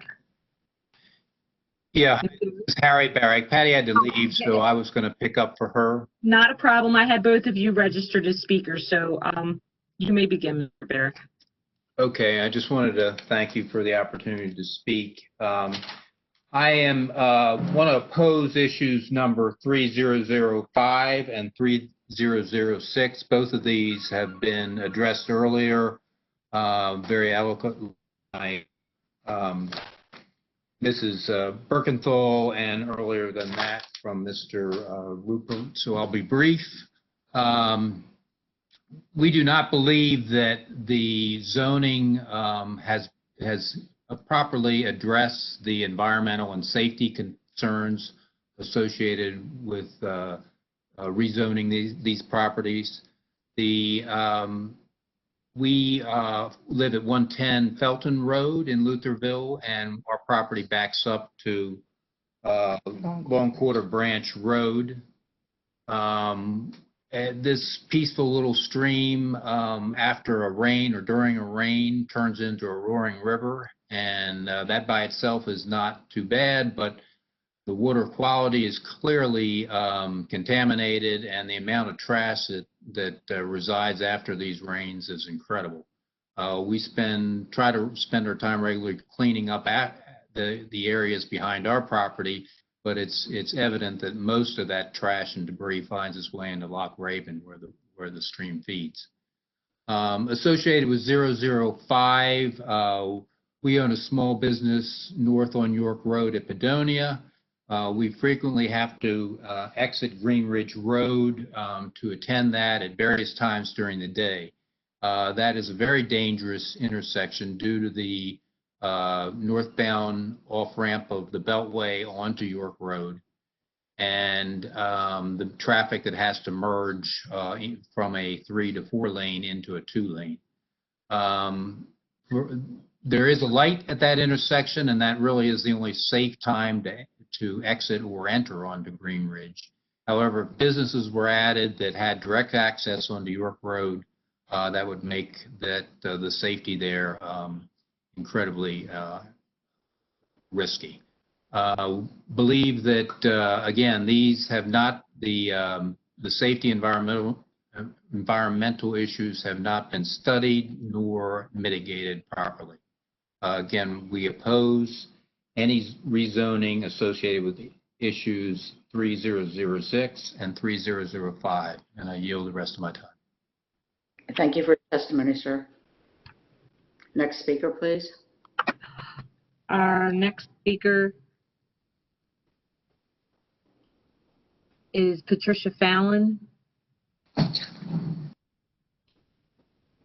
Ms. Fallon? Yes, can you hear me? Yes, we can. Okay, thank you. I'm Patricia Fallon, Secretary of the Hanover Road Association, and I'm here to communicate the results of the voting of 5 issues that we had in our area. The first issue is S3007 at 14313 Hanover Pike to rezone 7.57 acres of RC2 to business major. First of all, we don't do business major out there. We are all in the Erdel and Wellwater. And this particular property, I sent you some pictures, I sent you a document actually, has not been maintained for years. It's bordered by barns and residences and land preservation. It was downzoned by Councilman McIntyre due to neglect to RC2, and we voted unanimously to leave it that way at RC2. The next issue is 73017. It's Farmers Bank up at Route 91 and Route 30. It was first put in for 0.87 acres to BLCR to add to the current property. We, though, agreed, and the neighbors and ourselves, HRA voted unanimously, along with the president of the bank was there, and he agreed to, instead of doing 0.87 acres, to instead have 0.63 acres to BLCR and leave 0.25 acres to RC2, which actually borders the neighbor's property. So there's total agreement in that, and we are working with a covenant with the bank on the 0.63 acres and the use of the BLCR. We totally accept what he plans to do with the expansion of the bank, and we expect to finish that covenant by August. Page. Okay, the next issue is S3032. Over 200 members of the Hanover Road Association voted along with the boring community against the ML. We don't do manufacturing light, again, out in our community. And there was a strong opposition voiced against the RC2 being rezoned to ML for the Boring Fire Hall. The next issue is 2 solar farms, S3051 and S3060. I'm going to combine them. They are all within 1 mile of each other on Hanover Pike, and they are in the documented national wetland data. I have some documents here that I gave to you all. The Natural Resources Assessment Group had designated the Hanover Pike Upper Cove, Maryland, as in the National Wetlands Inventory as the Maryland bog turtle habitat. I actually attached the source data of the National Wetland data, who did the study, and the fact that it was designated as a habitat, and the classification is in the Cowardin Wetlands. This is one of the most dense wetland area in northern Baltimore County. It goes from Route 91 down actually to the south part of the second solar field. And it is it is very dense and feeds also the farmlands in the area with that water. The next diagram, I hope you have it, is a drawing of the first solar field. And you can see the dotted areas. I know it's not good quality. The dotted areas is the wetland, goes right through the solar field. So what we are requesting is that this law that was passed that allows the solar farms out here, you need to look at a little bit of restrictions because the wetlands are being totally impacted. Excuse me, ma'am. Can you just finish your sentence because your time is over? Okay, so, all right. The wetlands are definitely being affected by these proposed solar farms. And you can see in the document the green wetlands that are these solar farms are actually being placed in. So we do request some limitations and common sense. Thank you. Thank you for your testimony. Next speaker, please. Our next speaker is Deborah Mirabile.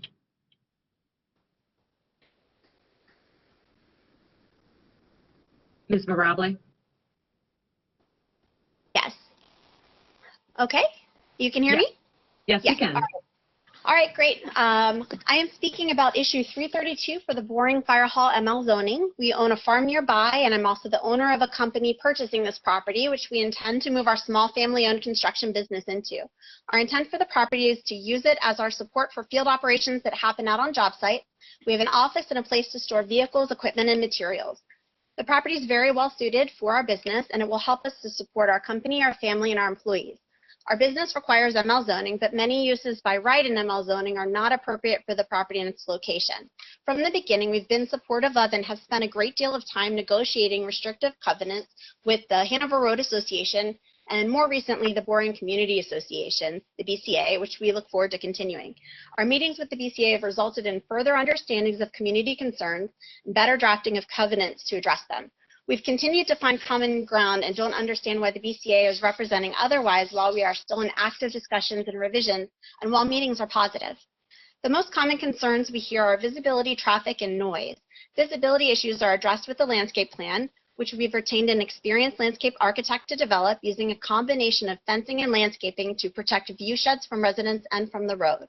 It's important to consider that the baseline of the property when we discuss traffic and noise. The property has been used for ML in the past, including fire hall, sirens, carnivals, and busy events. A railroad track borders the property between the building and the road and signals loudly when it comes through at any hour, day or night. The road the property sits on is currently used for large, heavy, and commercial traffic already, including an ML zone fuel distribution site further down the same road, as well as fire trucks, school buses, delivery trucks, and tractor trailers that support and transport agricultural products such as crops and feed to farms in the area. Regular traffic on the road also gets heavy when Route 30 is congested. People worry that we'll be creating new or significantly increased commercial traffic in the area. However, we only have a few trucks that normally leave the shop each day, work at job sites, and return at the end of the day. They may occasionally make trips back to the shop, but this would not be a substantial increase in traffic on this road. Other types of commercial zoning would promote business activities conducted on site with larger numbers of vehicles driving in and out of the property all day. Previous use of the property accepted by the community included more regular traffic with bingo events held multiple days per week and large numbers of people during evening hours.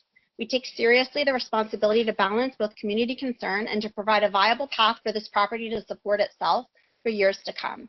There are those that are maligning us and providing incorrect information about this issue and cause additional undue concern in the community. Many assumptions have also been made regarding purchase details, but we can assure that independent appraisal, analysis, and consideration of all factors provide fair compensation to the satisfaction of the Upper Cove Volunteer Fire Company. We hope the council will support the requested ML zoning. Thank you for your time. Thank you for your testimony. Next speaker, please.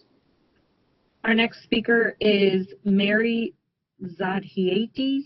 I know I'm not pronouncing that correctly.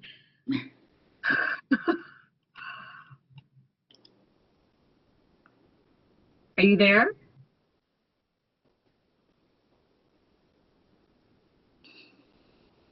Ms. Zadhiates, are you there? No reply, Madam Chair. I will have to come back to her. Okay. The next speaker is Paul Merritt. After that, Mr. Merritt. Mr. Merritt is not logged on either. Okay. Mary Patricia Anton? Yep. Okay. Ms. Anton? Yes. Can you hear me? Yes, we can. Okay. I am calling to testify on 3-029, 1214 Armacost Road. I've owned property in Baltimore County and paid taxes on it since 1964. Our home is our retirement investment. Changing the zoning on that property will be of no benefit to anyone in this neighborhood. As noted, this property has been unmaintained previous to this request for a rescue kennel and has come before the court. Please do not change this from RC4 to RC2 and present more problems for this neighborhood. Thank you. Thank you for your testimony. Next speaker, please. Our next speaker is Thomas Truschler.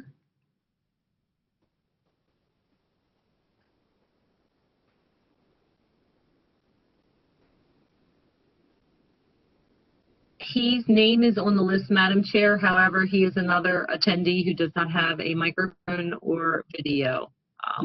We'll have to move on then. Our next speaker is Lisa Fagan.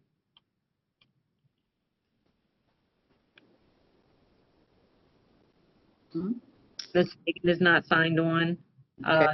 Joseph Hess.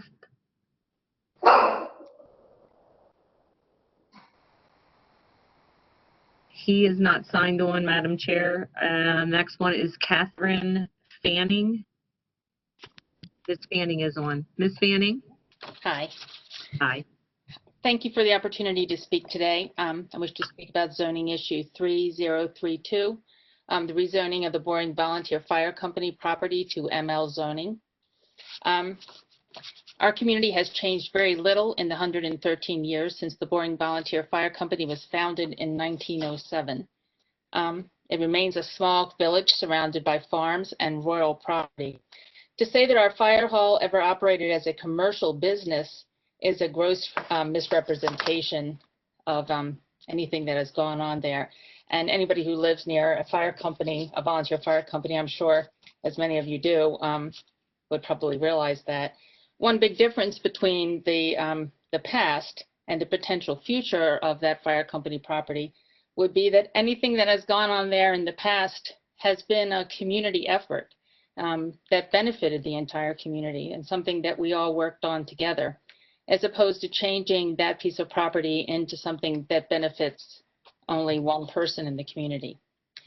A really important point about our town is that it is all of those farms that surround it, many of them are placed into land preservation trusts. And that's a really big commitment for any family to make and a benefit for all Marylanders. And for many of us, it's a commitment that includes third, fourth, and even fifth generation family members who still live in the area. I think it's very hard for a newcomer to understand our dedication to this community and to that piece of property. This has been a community of hardworking people that built that fire company and the surrounding complex with donations of land and money, but most of all, time and sweat. And as a community, we can never repay that debt that we owe those people. And that's one reason that we're here right now and feel like we have to speak up. Their devotion at the point of a forced merger with the Arcadia Fire Company and the closure of our own firehouse, they absorbed assets worth over $4 million. Not very many fire companies can say that. So you might understand why we are further hurt by the lack of respect showed to this community by our neighbors when we were not consulted about the resolution of this property or given a chance to say what we think about what should be done. We have been told that the sale of the property is necessary to fund the new fire station. I don't think anyone can doubt that this community has a record of doing the right thing and helping their neighbors. What does seem in doubt is whether the town of Boring is being respected in this process. It is possible that at this juncture, we are being asked to give up too much.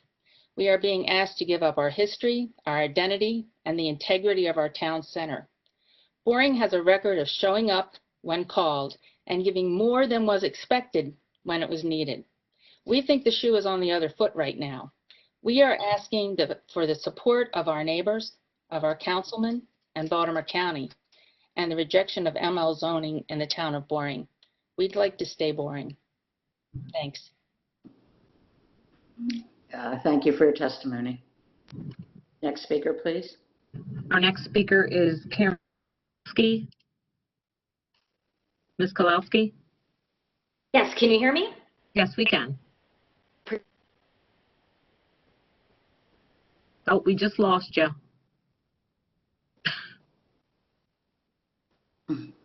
Ms. Kalowski?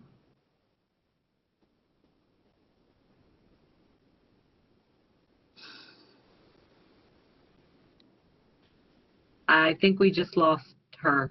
I can certainly come back, Madam Chair. Okay. The next speaker is Richard Demit. Excuse me. Yes, Richard Demit. Sure. There's Oh, overcrowding. you there, Ms. Kowalski?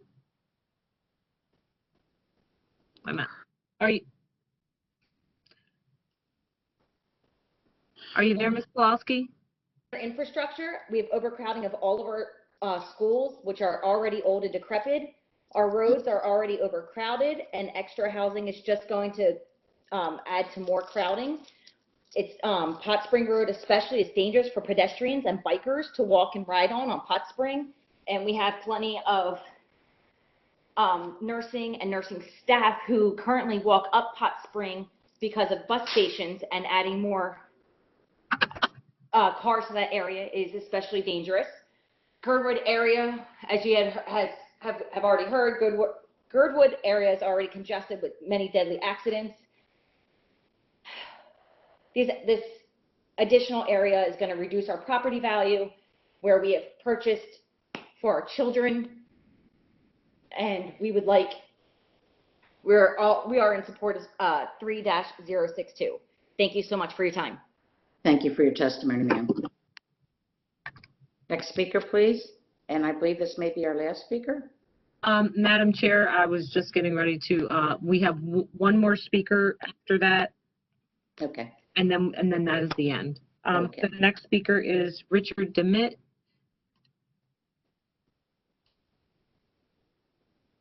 Let me find Mr. Demit? Yes, can you hear me? Yes, we can. Okay. When I signed up to speak, I actually put down the wrong issue number, but I'm calling in reference to issue 3-059. It's a property I own on Green Road, 234 acres. It's presently zoned RC2 and it's being proposed to be RC50. I'm opposed to the zoning. I'm more than 15 miles away from the Chesapeake Bay, and this zoning is really meant for the Chesapeake Bay critical area. And I agree with the Planning Board and Planning Commission, which it should not be downzoned. So I'm asking the board not to downzone it. I could develop this property because it's in several parcels and up to 9 houses on it, but I choose not to. I just would like to leave it how it is and not have any more property rights taken off of it. So I appreciate it if the board would leave the zoning how it is to RC2 and not change it to RC50. Thank you for your time. Thank you for your testimony, sir.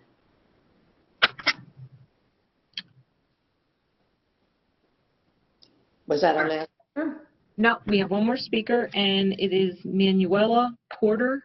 Okey doke.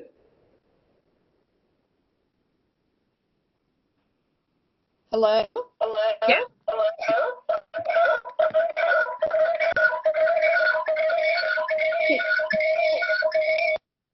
You may want to turn your speaker down. We have an echo when you're talking. I'm going to unmute you again.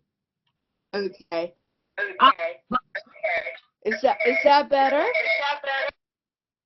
No, you might want to if you're on 2 devices, you might want to jump off of one of them. If you're only on one device, maybe by turning your speakers down, it might resolve the problem. Okay. Can you hear me now? Yes, much better. All right. I'm sorry for all that problem. All right. I am calling regarding issue 3-029, and I'm against it. And I want you to know that my husband and I have resided at 2 Caribou Court and Armacost Road for the past 40+ years. Most of the homes in this residential neighborhood are on 3-acre lots and are in close proximity to one another. All of us have a sizable investment in our homes and yards. We enjoy the beautiful and bucolic setting that has evolved through the years, in which we maintain responsibly financially and with pride. We enjoy spending time outdoors. Our yards provide a comfortable setting for entertaining friends and family, as well as for a peaceful place to relax and unwind. For many of us, our home represents our major lifetime investment. With the present zoning, RC4, the Lebanese, our neighbor's lot, has been housing a rescue for animals, horses, goats, pigs, dogs, cats, and birds for many years. This has resulted in the property becoming noisy due to barking, malodorous, manure piles, and having a higher volume of traffic. It has become an aesthetic mess due to the clutter produced by makeshift metal-linked outdoor kennels with no runs, plastic crates for the dogs and other animals, various other pens, and animals' paraphernalia strewn around the property as noted. Maintaining an animal rescue on their lot has already impacted on the quality of our life and most probably on the value of our properties. I cannot imagine what would result if the Lebanese of 1214 Armacost Road obtain an RC2 zoning permit. It would certainly allow for the realization of their goal to establish a kennel and expand the numbers of dogs and other animals on the property. This will surely result in incrementally worsening all of the aforementioned problems and diminish the value of our homes. As a lifetime Baltimore County resident and responsible homeowner whose property represents a major financial investment, we vehemently oppose the county granting a change of zoning for the parcel of land in question. And I want to thank you for your patience and your time in allowing me to speak. Thank you for testifying. Thank you. Next speaker, please. Madam Chair, we're going to try to go back to Jean Hessenauer, one at a time. 3 times may be a charm. Hopefully. Ms. Hessenauer? No, she's on here twice, so let me try the other one. Okay. Ms. Hessenauer?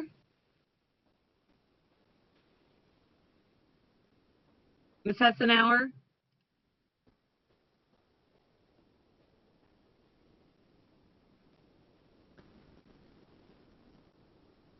Ms. Hessenauer? I think I hear someone. Ms. Hessenauer?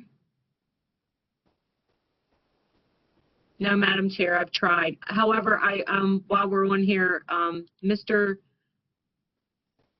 Truschler just messaged me on and asked if he could have one more opportunity. He was having technical difficulties, so let's Sure. him one more time.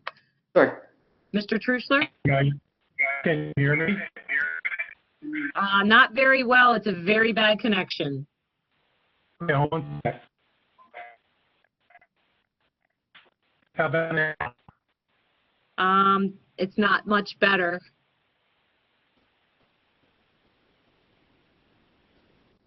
Would that work? Oh, perfect. I was called in before when I was on my cell phone, but Oh, it didn't seem like you could hear me. and I think the connection just went bad again. Let me call on my cell phone.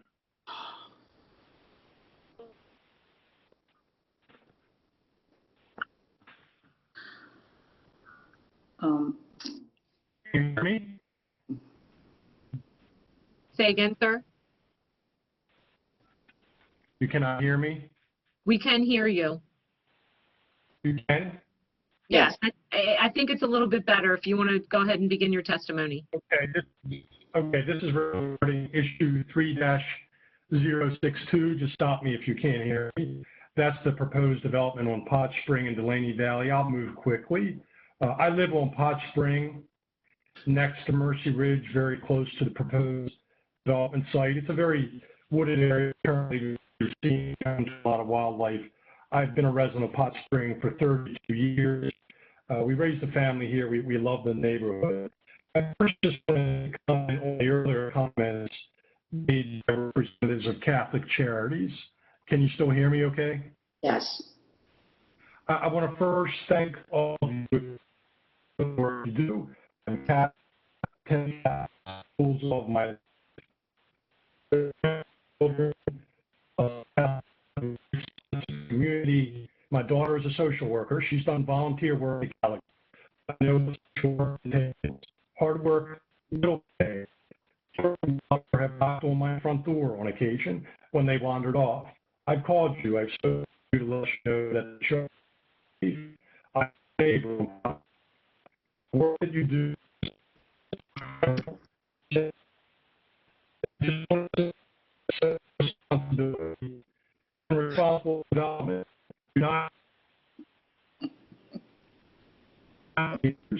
we're not opposed to development that we know will benefit your cause. We are just proposing that the development be reasonable. That's what Downs is aimed at. It's not aimed at derailing the incredible work you do each and every day. We, the residents of Washington, have been great stewards of this beautiful landscape, asking the council to please continue to do so, to ensure that whatever development is done in such a way to preserve trees and the landscape as much as possible. This seems like a reasonable request. Thank you for coming back to me a second and third time. Thank you for the opportunity to share my thoughts. You're very welcome. Thank you for your testimony. You're welcome. Okay, I believe this is conclude tonight's hearing for the 3rd District. That's all speakers, correct? Yes, Madam Chair, we did have a few speakers tonight who, we tried a few times to get in touch with, and I did help some people with their technical difficulties. However, I couldn't help everyone. And thank you for that. Sometimes technology just doesn't want to work. So I want to thank everybody for being here this evening, and all the listeners and everyone that testified. I believe this is the most amount of speakers we've had so far. We've held 6 hearings, and we have one more. Mr. Bostwick? Yes, thank you, Madam Chair. We have one hearing, Lucky 7, next Tuesday on June the 23rd at 4 o'clock. This is the 7th hearing for District 7. Thank you. Okay. So everyone stay safe and take care of yourselves. And thanks again. And we'll see you all on Tuesday. Okay. See you then. Thank you. Bye.